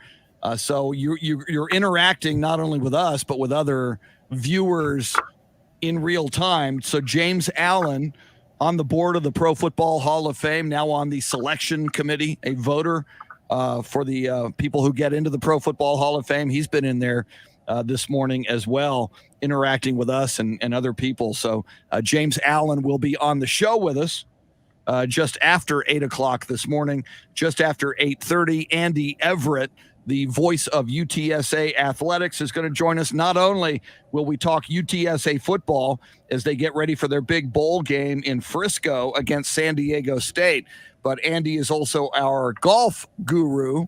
So we will talk Tiger Woods, as Tiger Woods big in the news as we learn he will play in an event with his 12-year-old son 9 days from today. We'll get more information and more thoughts on that from Andy Everett coming up just after 8:30. As I mentioned, in a moment, Shannon's Salty Shakedown. But first, sports birthdays and this day in sports history. On this day in 2012, Manny Pacquiao, one of the best boxers ever, got knocked out. This day in 2012, Juan Manuel Marquez knocks out Manny Pacquiao in the 6th round of their WBO light welterweight title fight. Manny Pacquiao. A lot of people loved him. I've always been a big Manny Pacquiao fan. Not a good day for him on December 9th, 2012. On this day in 2013, speaking of the Pro Football Hall of Fame, Pro Football Hall of Famer Mike Ditka, Iron Mike's number 89 jersey, was retired by the Chicago Bears, which is pretty cool. On this day in 2017, the 83rd Heisman Trophy was awarded to Oklahoma quarterback Baker Mayfield. Baker Mayfield, I think his Browns are 6-6 right now, and they face the Baltimore Ravens this weekend, but a big, big day on this day in 2017 for Baker Mayfield. And finally, on this day in 2018, New England Patriots quarterback Tom Brady breaks Peyton Manning's record for touchdown passes in NFL history. Brady got number 582 as he passed for 3 touchdowns against the Miami Dolphins. Patriots beat the Dolphins 34-33. That is the record, including regular season and postseason touchdowns. That is your sports history. How about some sports birthdays? Born on this day in 1938, one of the greatest defensive linemen in NFL history, Deacon Jones. Full name, David Deacon Jones, Pro Football Hall of Famer. Deacon Jones, number 75 with the LA Rams, finished his career with the San Diego Chargers. Deacon Jones, born in Eatonville, Florida. Deacon Jones passed away in the year 2013. Also born on this day, another great Hall of Fame NFL defender, and maybe the best name for a football player ever, Dick Butkus. Dick Butkus, born on this day in 1942, Hall of Fame linebacker with the Chicago Bears. And I didn't know this. Appropriately, Dick Butkus was born in Chicago, Illinois. How perfect was that for Dick Butkus? Another Hall of Famer, well, actually a college football Hall of Famer. He won the Heisman Trophy in 1969 out of the University of Oklahoma. Steve Owens, running back. He went on to play with the Detroit Lions, made All-Pro in 1971. Steve Owens was born in Gore, Oklahoma. And finally, born on this day in 1949, American golfer Tom Kite. Tom Kite won the U.S. Open in 1992. He won 19 PGA Pro titles. Tom Kite, a Texan, was born in McKinney, Texas. Happy birthday, Tom Kite, Steve Owens, Dick Butkus, and Deacon Jones. There you have it. Those are your sports birthdays and your sports history. You've been waiting 3 days. You will be rewarded now. Ladies and gentlemen, boys and girls, friends, Romans, countrymen, pole assassins, monkeys, and taco connoisseurs, here it is, your Thursday Salty Shakedown. All right, Chris, let's start with tattoos, something you and I do not have. Do not. Me personally, I'm afraid of needles, so I'm not willing to pay for someone to continue stabbing me for extended periods of time. Usually we have this conversation either before the start of a season or after a season when it comes to predictions or maybe championship winners and they commemorate or want to predict and feel so inclined to ink their prediction onto their bodies that whether their team ends up winning a championship or not, it's there forever. But this time we now have a mid-season tattoo. This one, a former Cardinals player, now has a tattoo for Coach Cliff Kingsbury on his arm. This player, Frank Sanders, played for the Cardinals from 1995 to 2002, and he's been very critical of Coach Cliff Kingsbury since he got to Arizona. And obviously, Arizona, they're doing all right this year. They're the number one seed in the NFC. It doesn't look like they're slowing down at any point in time. And he said, you know what? If in week 9 the Cardinals beat the 49ers, I'll get a tattoo for Coach K. First of all, Chris, they're in the same division, so they played twice. Yeah. The first game, October 10th, Cardinals won 17-10.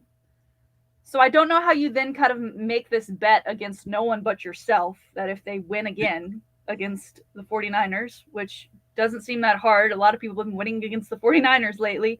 They do go on during week 9, November 7th. They win 31-17. So last week, Frank Sanders gets a tattoo on his arm.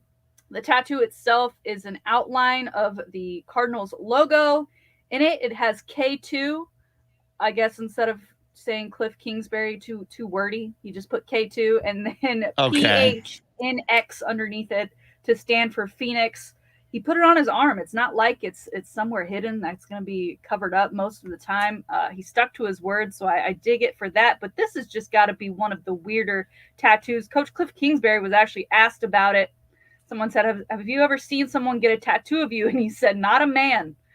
So this is a first for him. But your thoughts on, the bet itself, again, saying, well, they've got to beat the 49ers in week 9 after they had already beaten them.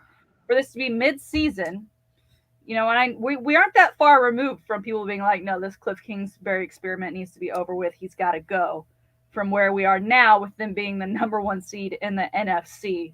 Your thoughts on Mr. Frank Sanders? It's so weird, and maybe it's a cry for help, but here we are talking about him on the radio in Texas. So, he's obviously gotten notoriety from doing this. I think he's a bit of a weasel, though, Shannon. If you're going to get a Cliff Kingsbury tattoo, get his face, and so and put Cliff. Don't just put K2. That could be anything. Yeah. Isn't there a ski mountain called K2? So that first of all, Frank Sanders, you're weird. Secondly, you're a weasel. If you're going to get a Cliff Kingsbury tattoo, get his face. And it made me think, and I have no tattoos, as you mentioned, Shannon, would I ever get a coach's tattoo? Thomas Wade Landry, I would consider it, or Gregory Charles Popovich, maybe on each arm, maybe a Landry on one arm and a Popovich on the other arm. That would be cool. And if I did it, I wouldn't just put TL for Tom Landry or GP for Greg Popovich. So right. Weird story there, Shannon. Well, and also, you mentioned K2. Kyler Murray, if anyone follows him on socials, he goes by K1, right? His number is 1. Kyler Murray. So K2, he's probably going to get a lot of questions about this tattoo. Like, excuse me, what in the hell is this? So, and also, again, middle of the season, all it took was a win over the 49ers for him to get that tattoo. What's he got to do if they win a Super Bowl? What's he got to do if they win the NFC Championship? I think there may be more tattoos in Frank Sanders' future, something to keep an eye on. We talked last segment, Chris, about Dak Prescott. He is the finalist from the Dallas Cowboys of the 32 for the Walter Payton Man of the Year award that does get officially passed out during the Super Bowl. We're hoping that Dak is in a Dallas Cowboys uniform at that time. But Dak, being the lovely teammate he is, we've seen him give gifts year in and year out to his teammates, usually to his offensive linemen, right? I think one year he gave them all 4-wheelers. But this year he was feeling extra generous, and in part it might be because of that giant contract that he signed with Jordan in the offseason. But he gifted the entire Cowboys team the cool gray Jordans that have yet to be released to the public. Everyone on the team got a pair. We saw Jabril Cox posted it on his social media, thanking Dak for the cool kicks. Those kicks, Chris, once they are released, will run for $225. And as we know, Jordans, they're limited releases. Unless you're Dak Prescott and you have to make extra for your teammates. They're limited releases, so they'll probably go way up in value after they go to the resale sites. Do you think, and I hate to be like this, but do you think some of those players are like, you know what, not really my style. These are going to be worth a lot more. Let me go make an extra $500 on the side. I would think so. And obviously, I mean, there's some people on that Cowboys roster that are backup players who might not be a Cowboy for very long and might not be in the league for very long. So their ability to make a little more money off of Dak Prescott's $225 gift. So I would almost bet and be certain a few of those players are probably going to do that. Okay, and then also, this is Dak's gift to the entire team. Everyone on the team got a pair. We've seen him, as I said, he's done some big, generous gifts. I think he got watches one year for teammates. You mentioned the 4-wheelers for the offensive line. Is this it for him? Is this a bit of a cop-out that Jordan hooked him up with the shoes for the team? Or do you think there's more to come from Dak Prescott? Because it's still, again, it's December 9th. He could keep coming with those gifts. We know he can afford them. I got a feeling. Yeah, I got a feeling. And again, this could be a storybook season for Dak Prescott. You think about it, coming off the injury. We talked earlier about the personal tragedy, losing his brother to suicide, coming not only off the injury, but flourishing if he can lead the Cowboys either deep into the playoffs or to the Super Bowl. I would imagine at each step along the way, if they win the NFC East, if they win a game or two or more in the playoffs, I got a feeling Dak Prescott would further gift his teammates with beautiful things. Yeah, it's got to be nice to be in Dak Prescott's circle, and certainly being his teammate gets you in there. All right, finally today, Chris, I want to talk about this story. It was trending on Twitter yesterday. You may not be aware of her, but I will make you aware of her now. One, Sam Kerr. She is an Australian national team soccer player. She's made headlines every time the World Cup or the Olympics come around. I believe she's my age, so she's 28, 27, somewhere in there. She plays for the Women's Champions League as part of Chelsea. They're currently playing through the championship right now. And she made headlines yesterday because during Chelsea's game, a fan ran onto the field. Now, we witnessed last year's Super Bowl, right? The guy in the pink leotard runs onto the field. The players just kind of stand there. Security chases them down, whatever. We've seen it more often, right? This year's just been crazy with fan interaction and fan craziness. Well, a fan at this game, this women's soccer game, went onto the field and started taking selfies with the player. No security to be found, no security running on the field. So Sam Kerr took it upon herself to check this guy. She took her shoulder, rammed it into him. He fell to the ground. And at that point, after contact was made from the player on the field, Sam Kerr, then you had security run onto the field. Now, where this gets really interesting for me, Chris, is that the referee then turned around and yellow carded Sam Kerr. Whoa! Security didn't come out to handle the guy. She took it upon herself. She got carded for this. Now, this could be reviewed. The card could be taken back, right? They are working their way to the knockout stage in the Champions League.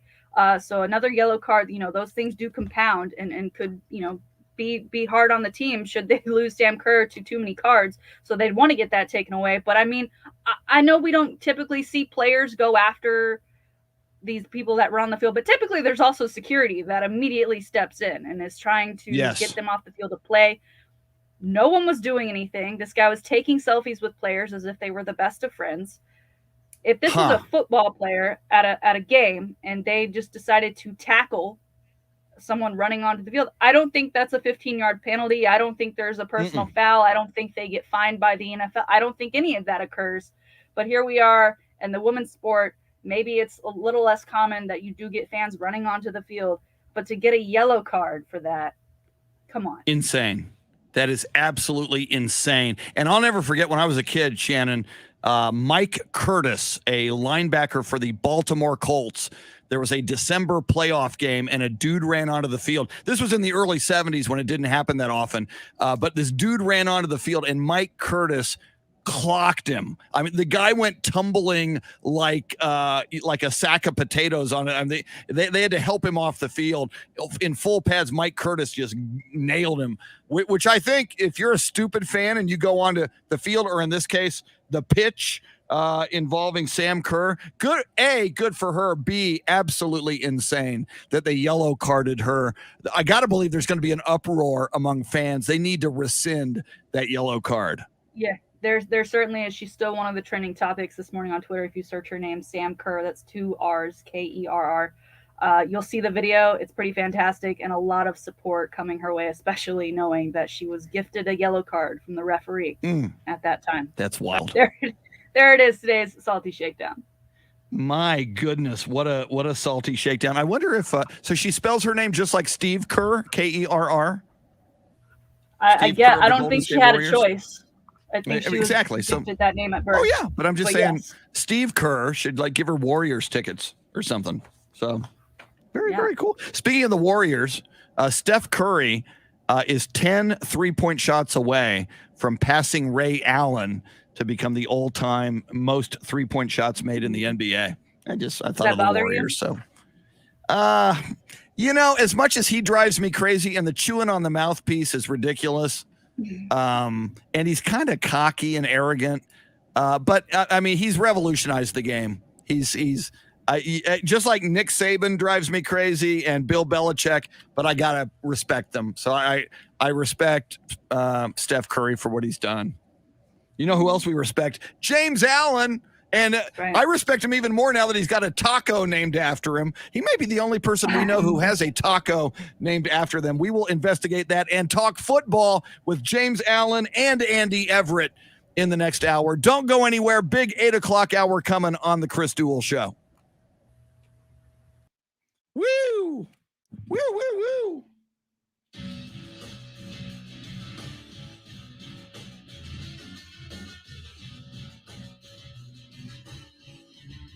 James Rippey says the ref who issued the yellow card needs to be fired and never allowed to work games again. I could agree with that, James. Yeah, and the worst thing, Jason, let me lower that. The worst thing Steph Curry ever did, and when he really lost me, probably forever, in the finals against the Cleveland Cavaliers on their floor. I believe it was Kevin Durant made the game-winning shot, and then Steph Curry acted as if he was taking his shorts down and how can I put this nicely? I won't put it nicely. Acted like he was taking a crap on the floor.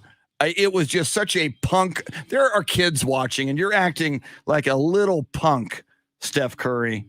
So anyway. There's that. Okay. James Allen going to join us here in just a few. Should be a very interesting conversation now that we know he has a taco named after him.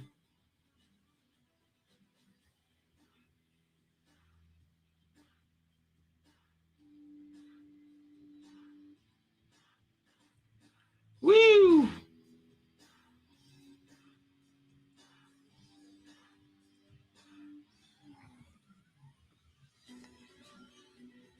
All right. Let me get some ice for the final hour.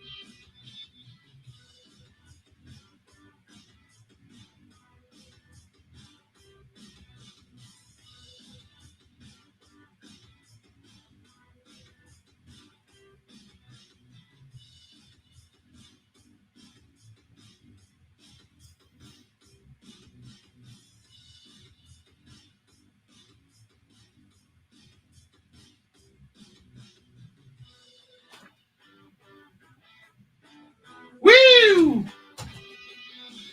Woo!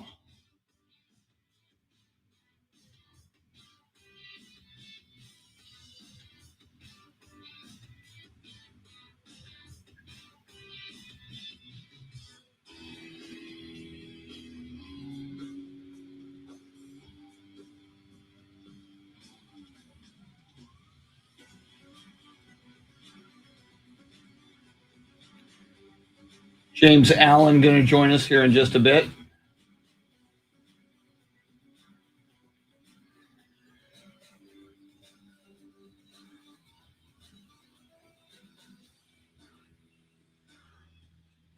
He shall be on the phone with us.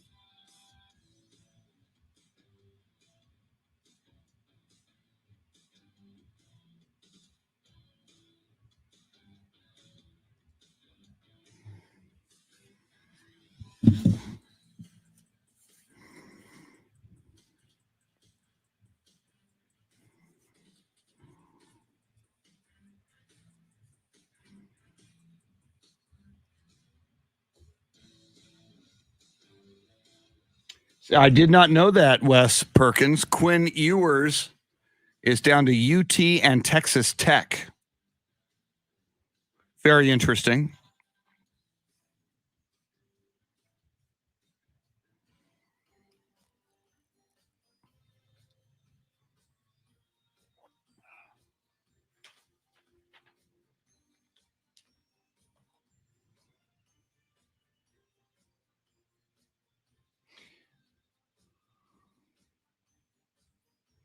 And Wes, if you don't get Quinn Ewers, there's always Spencer Rattler.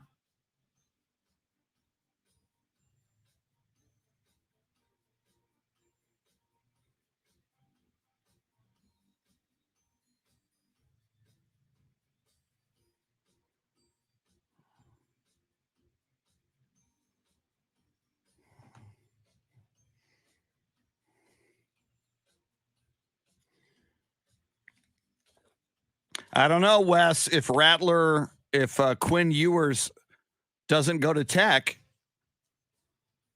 you may want the Rattler boy. You know, a lot of people just assume he's going to USC with Lincoln Riley. There is a quarterback at USC named Jackson Dart, who I think is very, very special. I think he would win a quarterback competition with most. James is ready. Thank you, sir. James Allen is on the phone line, so let's go ahead and put him up.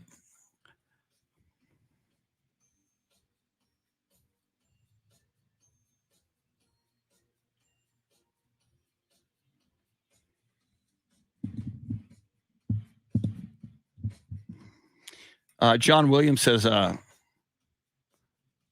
Rattler is from Phoenix, Arizona, which is interesting because they had an arena team that Danny White coached, and they may still exist, the Arizona Rattlers.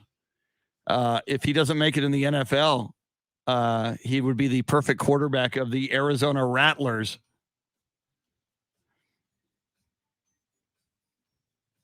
Woo!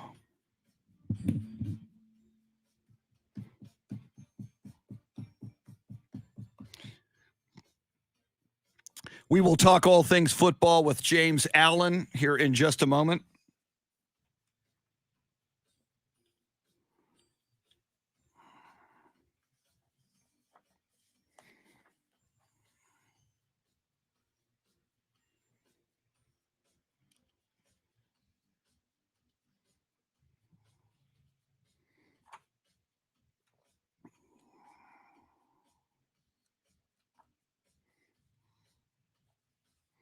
Woo! Here we come.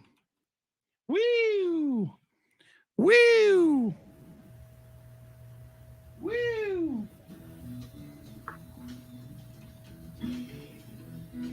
This is the Chris Duel Show. You know the day destroys the night. Night divides the day. Try to run, try to hide. Break on to the other side. Break on to the other side. Break on to the other side. Now, Chris Duel. It is Thursday. That means a couple of things that are very, very importante. Number one, the NFL week begins with Thursday night football. Tonight, the Pittsburgh Steelers against the Minnesota Vikings. We shall enjoy the holy sacrament of NFL football. And then also it's Thursday, so we just start the weekend on Thursdays. We don't want to wait till Friday. The weekend begins right now. We proclaim it. And if you want, Shannon or I will write you a note to your employer if you want to either take today off or just slack at work today.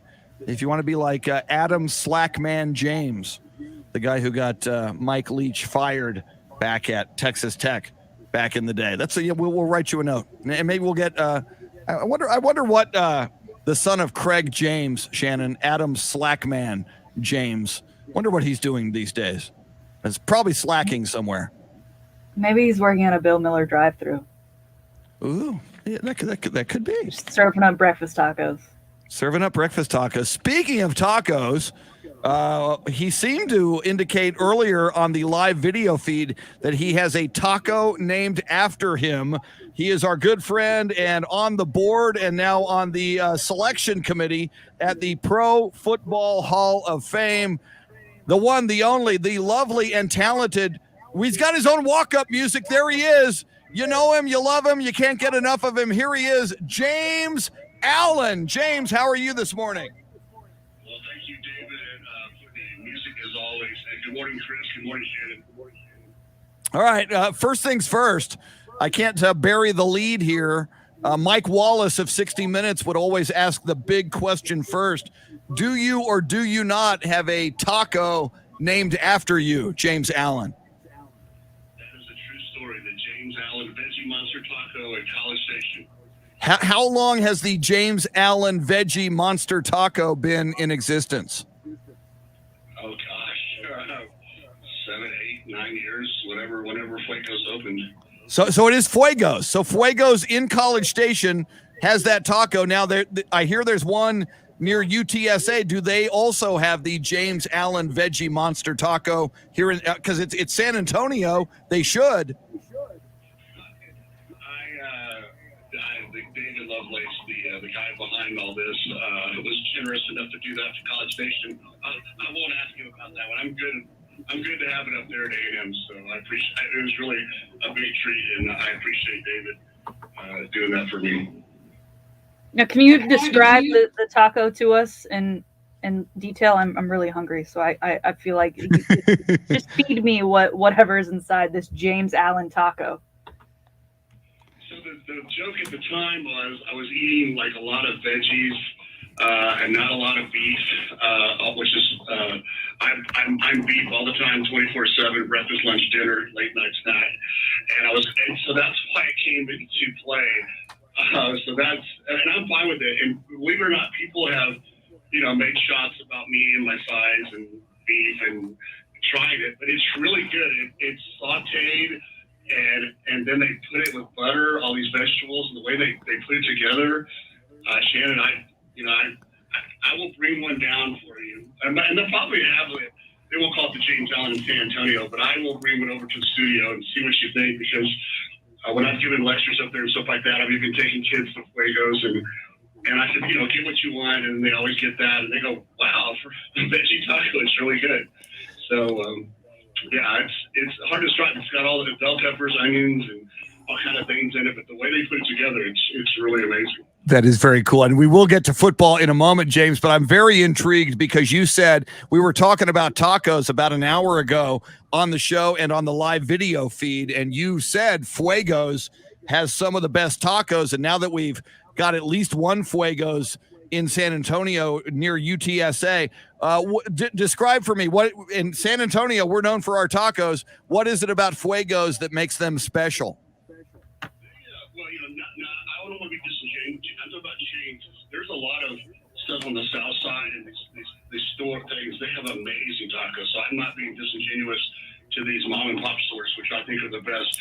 For a chain, what they did is they went after all fresh ingredients, fresh food, none of this, prepackaged frozen stuff, and you can taste it. They have shipments all the time, every day. All the food is fresh, and the way they cook it is like that, and you can really tell it in its taste. And it was a concept that was back then was very unusual for a chain, so you would try that because it is more expensive. It requires more people. And the vision has paid off. If you go to College Station, it used to be the Dixie Chicken, and now it's Fuego's. Of course, Dixie Chicken, a couple places, the most popular place on campus. And even Torchy's opened up really right almost next door to it.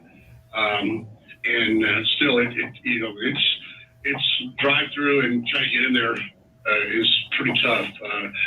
Your good friend Jimmy Parks, when UT and A&M were playing their last game in Kyle Field, and A&M was so gracious to give me some front row tickets, and we brought Jimmy and his family and everybody up front row. We even had a limo, and we tried to go to Fuego's, and the line was 2 hours long. Wow. I said, let me go in and go get a tacos, and I'll just, come in. And, that was being encouraged by my then wife, Jimmy's daughter. And Jimmy put his hand on me and said, no, that's for the people. And of course, that's typical Jimmy, but yeah, really popular. It's become, like Franklin's is at UT, and I don't know all the UT things, Shannon, but Flagos is kind of an A&M stable, if you will. And David, who used to have a lot of Los Falapas franchises from Mr. Acosta, sold those in part as non-compete, but now he's coming to San Antonio. He has one in San Marcos, by the way. So for a chain, they're just because of the fresh food, that's why. So that's the big thing as far as a chain taco, why I think it's the best.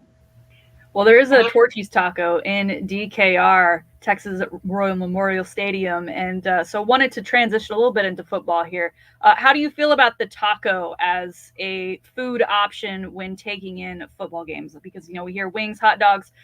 My family, whenever we have, Texas is away, it's a night game, we like to have people over in the backyard, and we have a Tacos for Texas night where we serve up tacos. I'm a fan of tacos all the time, but I do think they are an underrated food item as far as football viewing parties. I agree with you, Shannon. I mean, if when I've watched stuff like that, I'm doing something in a tortilla, although I'm trying to stay off bread to keep my girlish figure. But notwithstanding, I'm always tacos on football days, and right behind that, hamburgers and barbecue. I know everybody else does the hot dogs and everything else, but a lot of the things I've been to, everybody's into tacos and or beef, or obviously a combination of that. So I'm with you, Shannon. I'm a big taco person when I'm watching sports. He is James Allen from the Pro Football Hall of Fame. And James, as we transition into some football talk, tonight's game featuring the Pittsburgh Steelers against the Minnesota Vikings, we learned this past weekend that Ben Roethlisberger has told his teammates this is it. He will retire after this football season. I've heard a lot of people say that Ben Roethlisberger is a slam dunk for the Pro Football Hall of Fame. I've heard some people say he will be a first ballot Pro Football Hall of Famer. From your perspective, do you see Ben Roethlisberger as a certainty to someday have a bronze bust in Canton, Ohio? Obviously with this new appointment, you have to be a little walk a fine line, which is not my personality, as you both know. Yes, for me personally, and without, we haven't even begun to talk, obviously, about Ben, and we won't talk for another 5 years after his retirement, but Ben will be in the Pro Football. All right, so with that, he's got a Monday night game tonight against the Vikings and Kirk Cousins. Given how they just kind of barely escaped losing last weekend against the Ravens, their division rival, now they're taking on the Vikings and Kirk Cousins, who's never been great during prime time. How do you see this one unfolding? I think this is going to be, it's kind of like that Saints, Dallas Cowboys, when I said ahead of time, because of both teams are on slides and they have both weaknesses and strengths they can exploit each other. Yeah, this is going to be an interesting game for both people because they really need to get an uptick here. And I agree with you. Kirk in the prime time has never worked. Ben is not phased by that. And obviously there's some struggles there on the Steelers' offensive side of the ball. I think it's going to be a grudge. I think it's just going to be a flip on who's going to win. I always give the edge to defense, and so I'm going with the Steelers if I had to pick that. And I don't know what the lines are or what the injury report is, but I think it's a great point, Shannon. Prime time. They've done studies about Monday Night Football and how it affects, and even the Hall of Famers and other quarterbacks that aren't in the Hall of Fame say it affects you because everybody's watching and everything else. So you bring up a great point because the quarterback, where his emotions and his calmness is, as we know, great quarterbacks don't lose their cool. The infamous story of Joe Montana on the drive, he's pointing out John Candy in the stands, I think it's a great point. I would give the edge to the guy who's experienced and been there, even though he's on the last part of his career. Well, and James Allen, while tonight in prime time, it's the Steelers and the Vikings. Monday night, it was a phenomenal game in Buffalo. as the New England Patriots with rookie quarterback Mac Jones go into Buffalo. Buffalo was favored. Bill Belichick finds a way defensively to hold the Bills to 10 points on a blustery, freezing cold night with a wind chill in the 20s. Mac Jones only throws one pass in the first 3 quarters. He winds up throwing a total of 3 passes for the whole game. And now all of a sudden, the New England Patriots have the best record in the AFC. They may secure home field in Foxborough throughout the AFC playoffs. James, you've been to many, many Super Bowls in person. If we got a New England versus Tampa Bay Super Bowl, if we got Tom Brady versus Bill Belichick on the biggest stage ever at the Super Bowl, how big would that be as a Super Bowl? How big would that be for the NFL? That's a great question. You guys both know I'm all about pageantry, and I've thought of bunch of scenarios I have never thought about. That would be probably, without, obviously post Namath, predicting back then the Jets would win, which that was all about him, but that would probably be one of the most, just a pageantry lead up to the game, would probably be the most intense watched or thought about or talked about Super Bowl ever. I really believe that's a great point. I would love it. Now, obviously Cowboys, you want to see those get in, but if not that, I think that would be an amazing Super Bowl. I usually don't go to the games. I go to half the games, there's all the events there, but I would actually go to that game. I would actually use my tickets and actually go to the game out there. That's a great question. I would love that. Well, James, you talk about the pageantry. It is officially bowl season in college football. This is the first time we're talking to you since the official Final Four came out, and since everyone has gotten their bowl bids. Your team, Texas A&M, is heading to Jacksonville to take on Wake Forest in the Tax Slayer Gator Bowl. They play Friday, December 31st. It's an 11 a.m. kick. Does this one do anything for you, or is this kind of a little bit of a letdown after the year Texas A&M have, hoping that they may have gotten something better? Well, yeah, definitely. Let's, like Mike Wallace, like you said, Kristen, let's talk about the lead. The lead is when you beat Alabama, first time in 600 games in a regular season game, and then it just falls apart. So I'm interested because Wake Forest is so touted, and as y'all know, last week I kind of got a little overzealous, and my mom, by the way, texted me and told me I was supposed to apologize on the show today. A little overzealous about strength of schedule. I'm as a person beyond A&M, I'm looking at this and saying, okay, let's see if strength of schedule matters. How does A&M handle that? How does Cincinnati handle this? Because I don't understand that one. I'm looking, that's my, believe it or not, you think I want to see how A&M does, although having a disappointing season against kind of an, if you will, a team with not as a great schedule, because not to bully my point for A&M or the SEC or anything else. I'm just a strength of schedule guy. So that's how I'm looking at that game. And I'll be looking at the Cincinnati game and the Notre Dame game. I'm going to be looking at that from that perspective on the purely as a fan person. So that's how I'm going to look at that. But yes, it was a disappointing season overall. Obviously the highlight is beating Alabama, and that's pretty much everyone's highlight if they can beat them. And so you're right, Shannon, but I will be watching the game, and that's kind of my angle watching that game.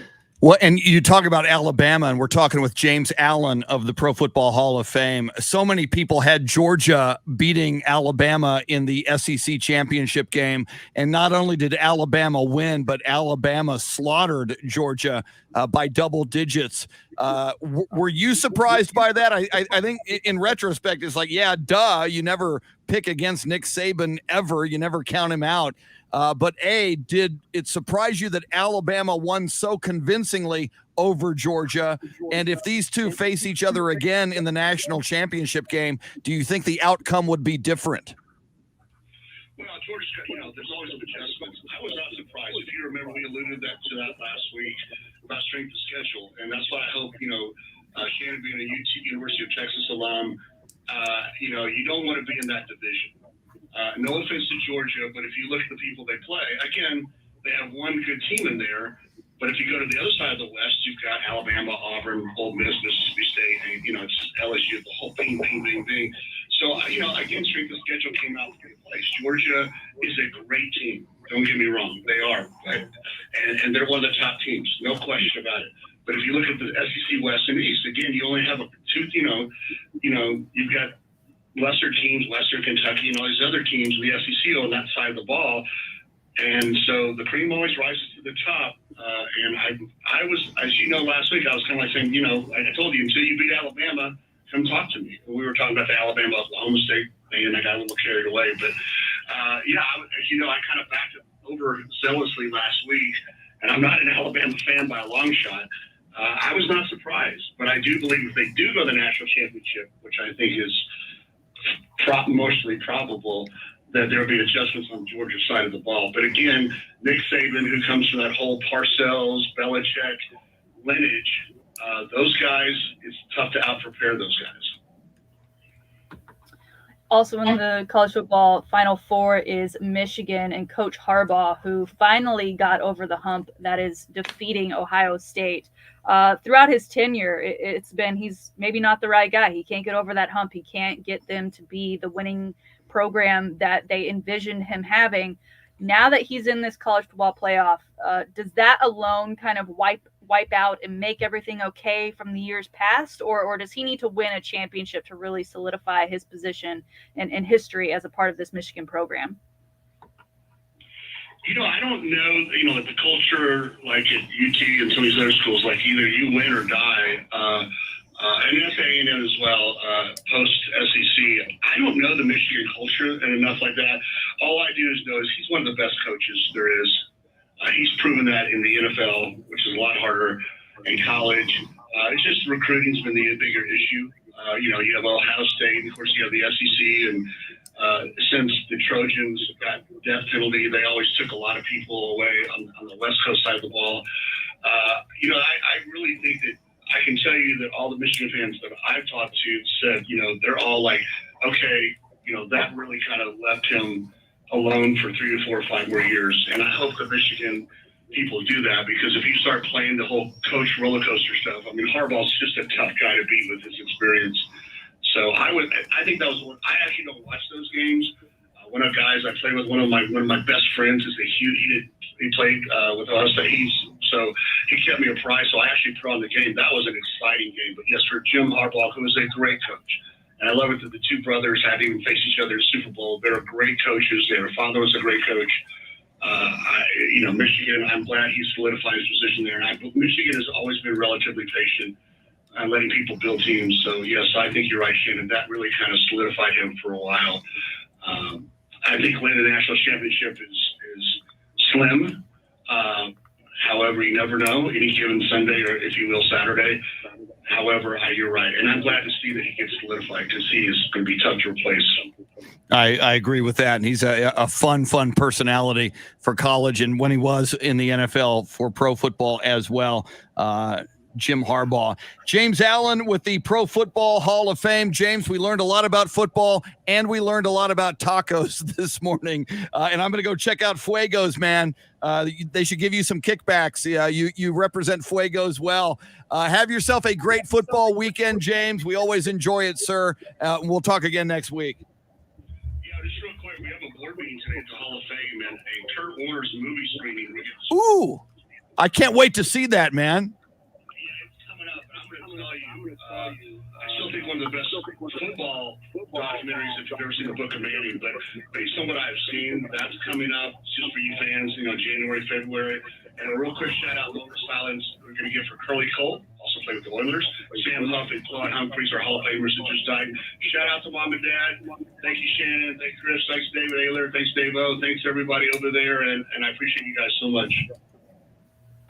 I do have an announcement. I'm looking at the Fuego San Antonio menu, and on the vegetarian, there is one taco there. It is the James Allen. Wow! They call it the James Allen in San Antonio. Are you really kidding? San Antonio? No, I mean, unless they've got the wrong menu attached to the location, I am looking at San Antonio's Fuego menu. I am going to go eat the James Allen taco, James. And I'm going to video. I will video my first bite, and I will review it on video, sir. If it's in there, I need to give David Lovelace a shout out because it was supposed to be just for College Station, and they're in other markets. So if that's true, let me know. But if you do, y'all have my phone number. Let me know because that's a huge honor that they didn't tell me about. So thank you very much for that, Shannon. Very, very cool. Wow. That's breaking news, breaking taco news on the show. James Allen from the Pro Football Hall of Fame. Thank you so much, James. We are late for the break. Coming up, Andy Everett, the voice of UTSA athletics. We'll talk UTSA football, their upcoming bowl game against San Diego State, and the big Tiger Woods news. Tiger going to hit the golf course, and we will all see it on 9 days from now on December 18th. We'll get into all of that with Andy Everett next. Don't go anywhere. It's the Chris Duel Show. Woo! The James Allen Taco at Fuego's. I'm going to go check that out.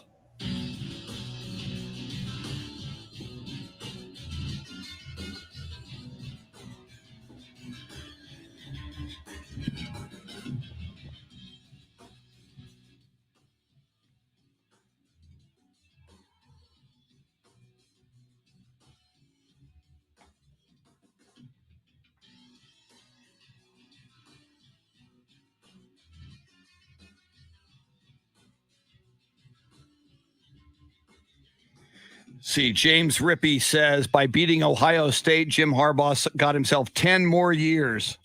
Winning the Big Ten got him 15. If he wins the championship, he'll get 20 years of coaching at Michigan. Yeah, I would agree, man. If he can, and I gotta believe, you look at those first round matchups. Although I want Cincinnati to win, Alabama probably beats Cincinnati, and then if Michigan can beat Georgia, but you think about it, for Michigan to win back-to-back, beat Georgia, and then in all probability would have to beat Alabama in the national championship game. That's tough. But if you do that, my God, you have earned the national championship and every accolade without question.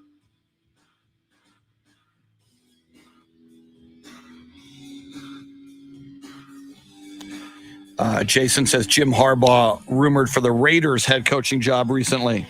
See, but as James just described, Jason, if you're Jim Harbaugh and Michigan is your alma mater, I mean, in the same way, Nick Saban is set for life at Alabama now. You go to the Raiders, you go to the NFL, and if things don't go right, you could be out soon. Whereas I just think from a stability standpoint and to be a legend, if he could certainly win this national championship this year. Christopher Smith with the James Allen info from Fuego's, the veggie monster, a.k.a. James Allen.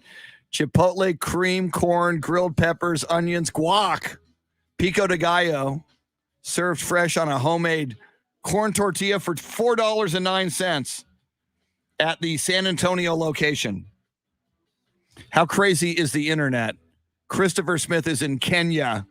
So we got a guy in Kenya checking out a taco in San Antonio and reporting on it here. That's outstanding. Frank Ramirez, good morning. Good morning, Frank.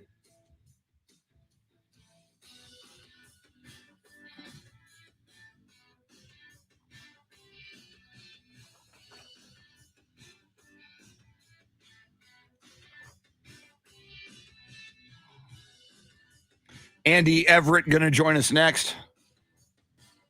We do have an Andy Everett photo. There's Andy. We'll be on the phone here in a sec.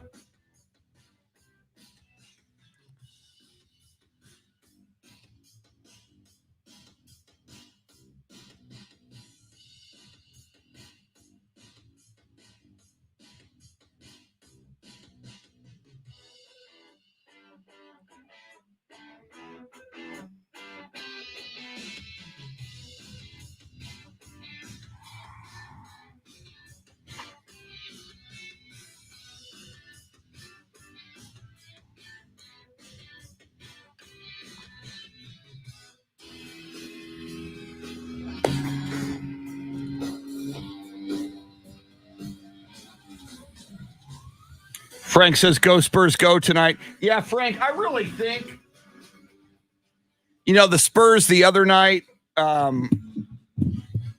against the Knicks, that was a back-to-back. They came off that road trip where they beat Golden State. They beat Portland. They barely lost to Phoenix, but it was a back-to-back.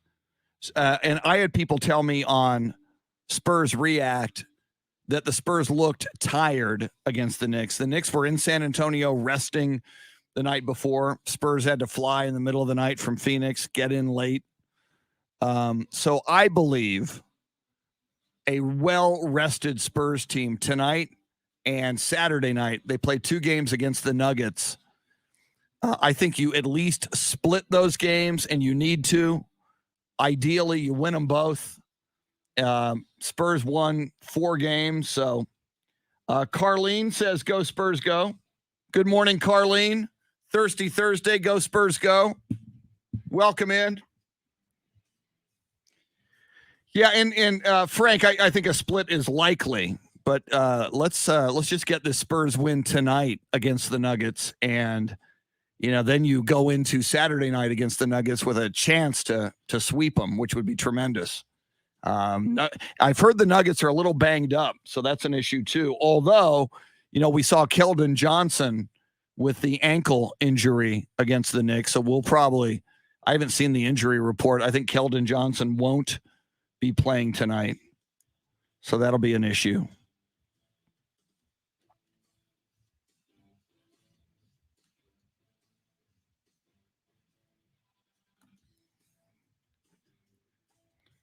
Oh, Carlene and Ruben. So it might have been Ruben saying, it's either Carlene or Ruben saying, good morning. Thirsty Thursday, go Spurs, go. So whichever of you it was, or both. That's possible. Good morning. So yeah, Spurs tonight, Thursday night football tonight. We didn't get into it yet, but Shannon has mentioned the Texas Longhorns taking on number 23 Seton Hall tonight. That's big. You got number 7 Texas taking on number 23 Seton Hall. So that's a good test for the Texas Longhorns. Hopefully they win and further solidify their ranking. Dave Ehler is calling Andy Everett as we speak. Yeah, Andy usually calls us. Hopefully Andy's not big timing us this morning. But there's Dave Ehler on the phone.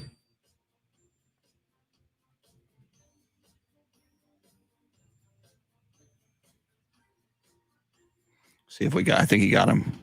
Andy's ready. Beautiful. He usually calls us. I thought maybe he was big timing us this morning. Yeah, thank you for that. Oh, beautiful. Thank you.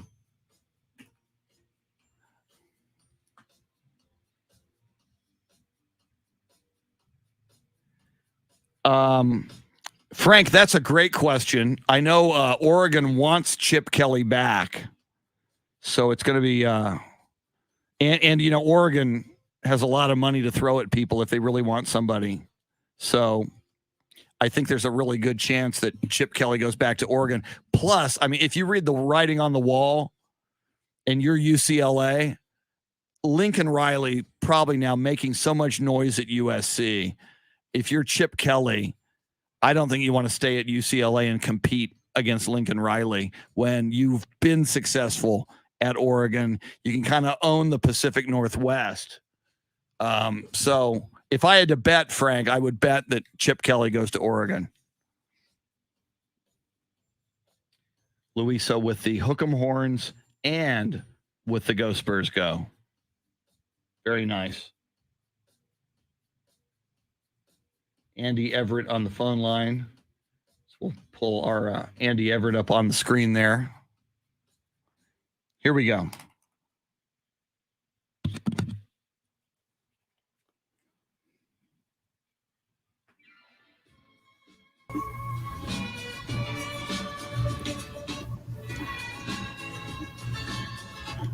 Little ABBA for you as we bring in Andy Everett, who is an ABBA fan And certainly a Tiger Woods fan. We'll get into some Tiger talk. Tiger is big time in the news this week and this morning. And, of course, Andy Everett, the voice of UTSA athletics, as the UTSA Roadrunners get ready for San Diego State in the Frisco Bowl.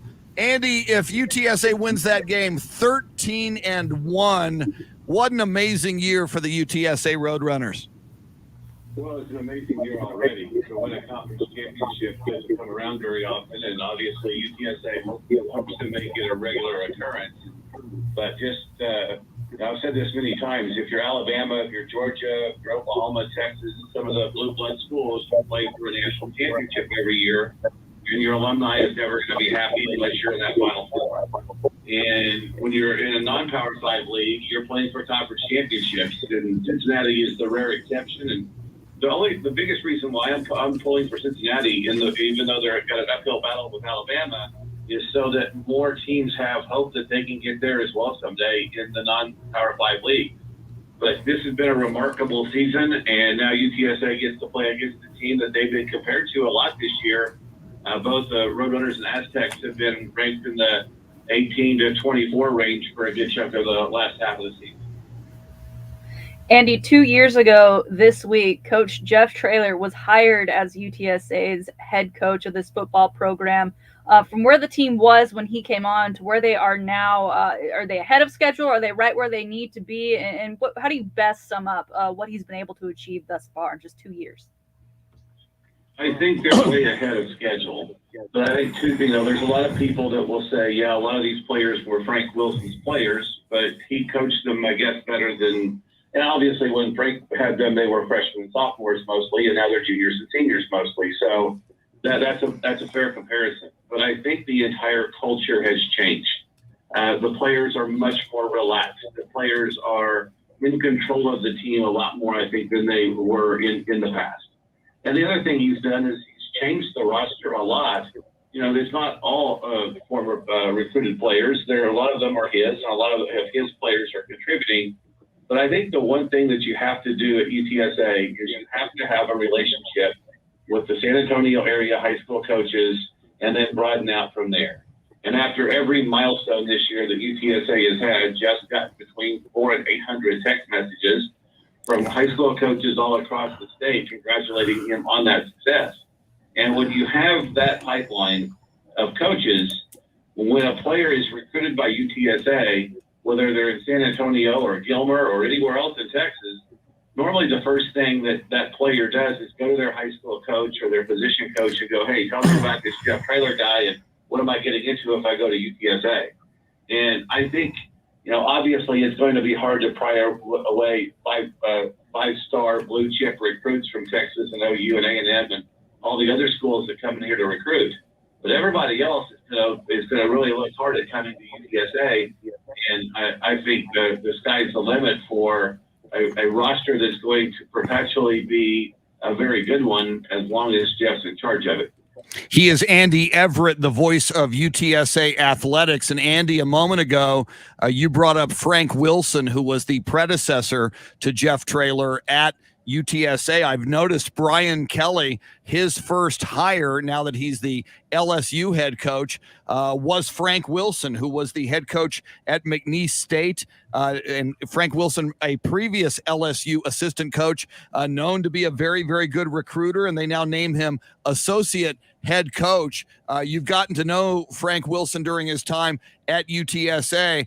Sounds to me like that's a pretty darn good move for Frank Wilson. I think as far as his coaching progression, I think a launching pad as an associate head coach at LSU versus McNeese State sounds like it brings a whole lot more cachet to Frank Wilson.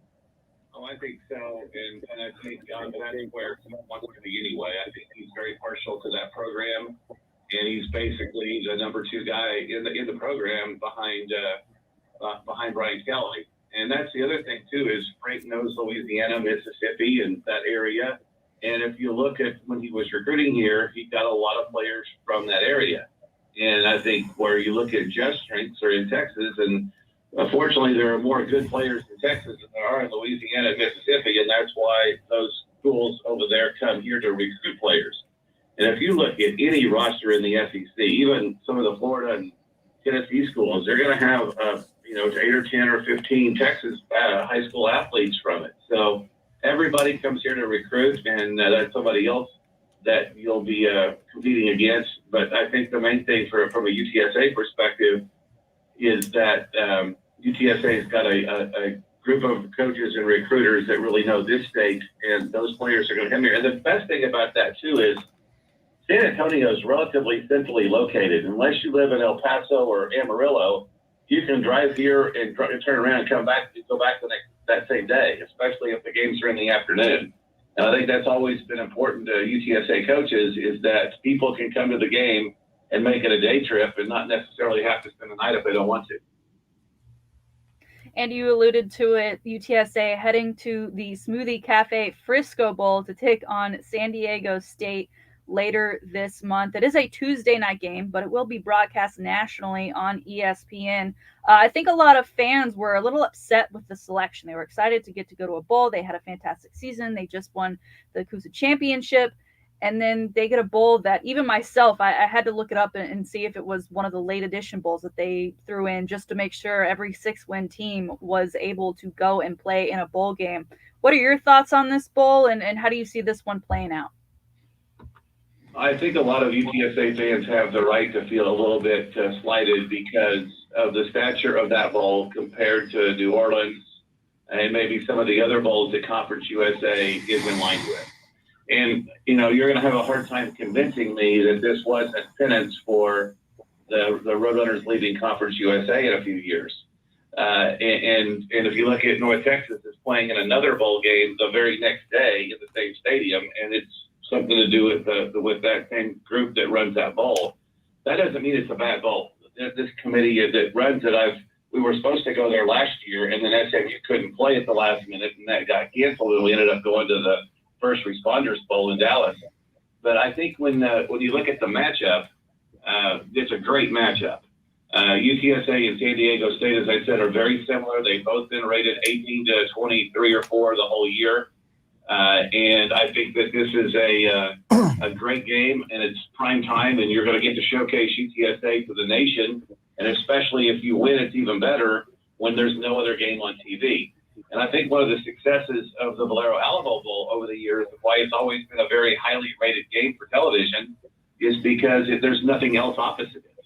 And so UTSA's got the same thing a day earlier than the Valero Alamo Bowl will be.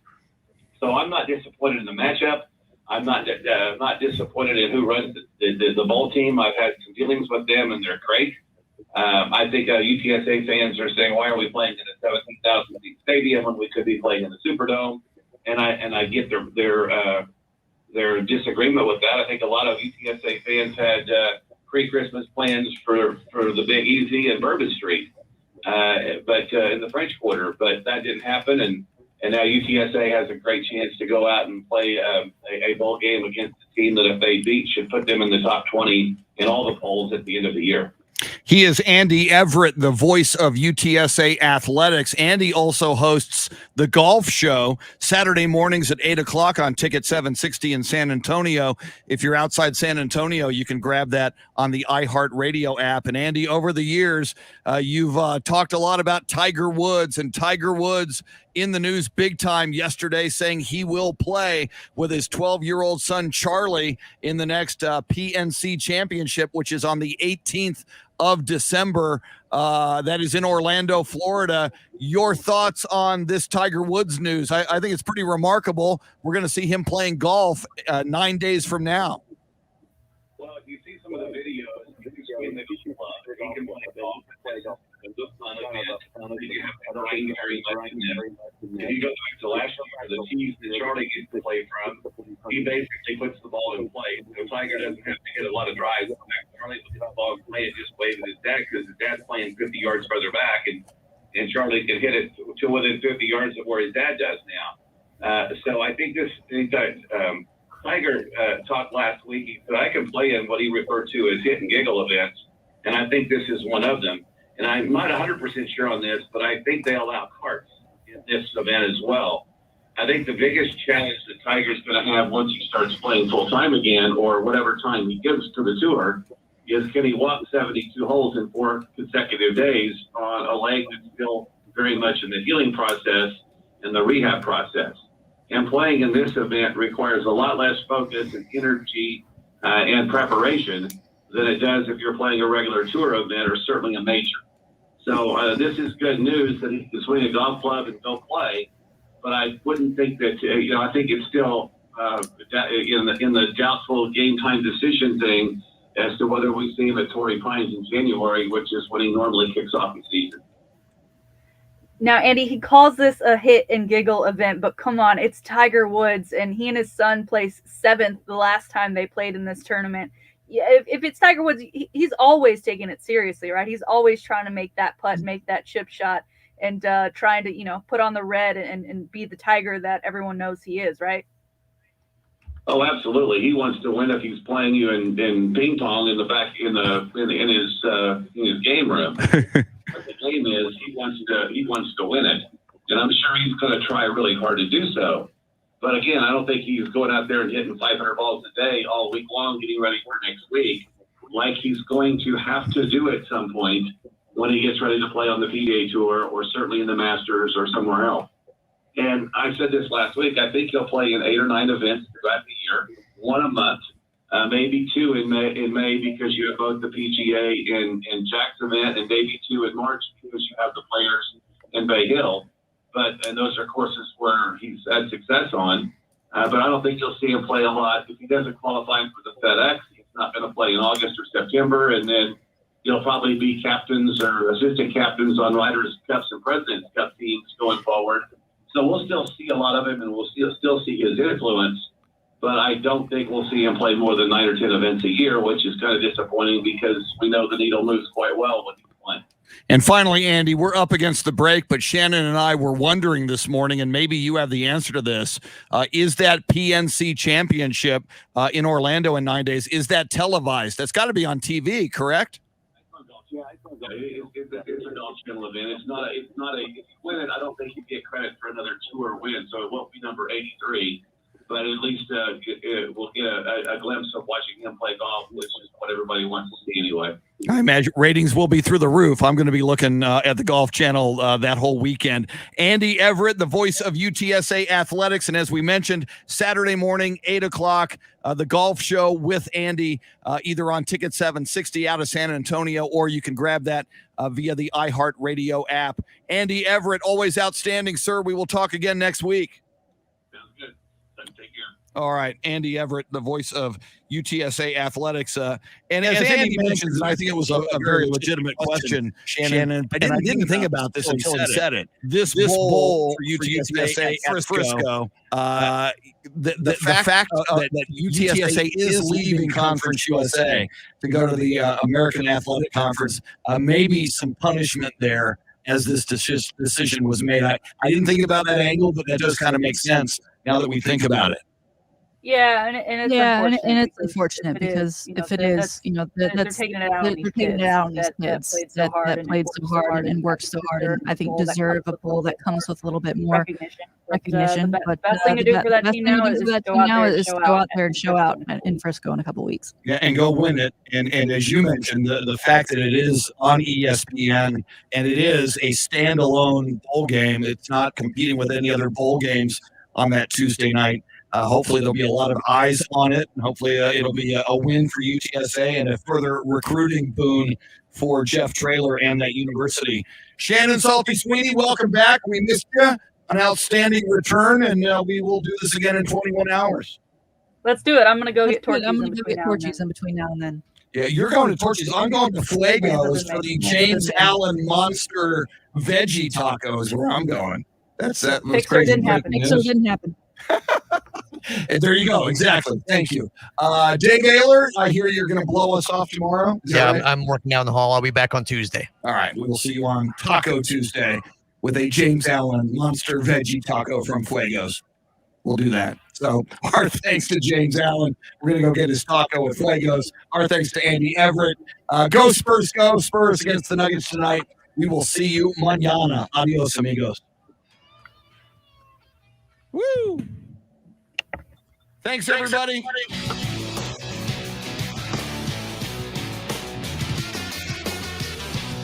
Until next time, Louisa, Grace Roberts on YouTube, Frank, Carlene, Ruben, Christopher from Kenya, Jason, James, Dave Emilio, anybody, Wes, anybody who's still here, 10 of you on the screen.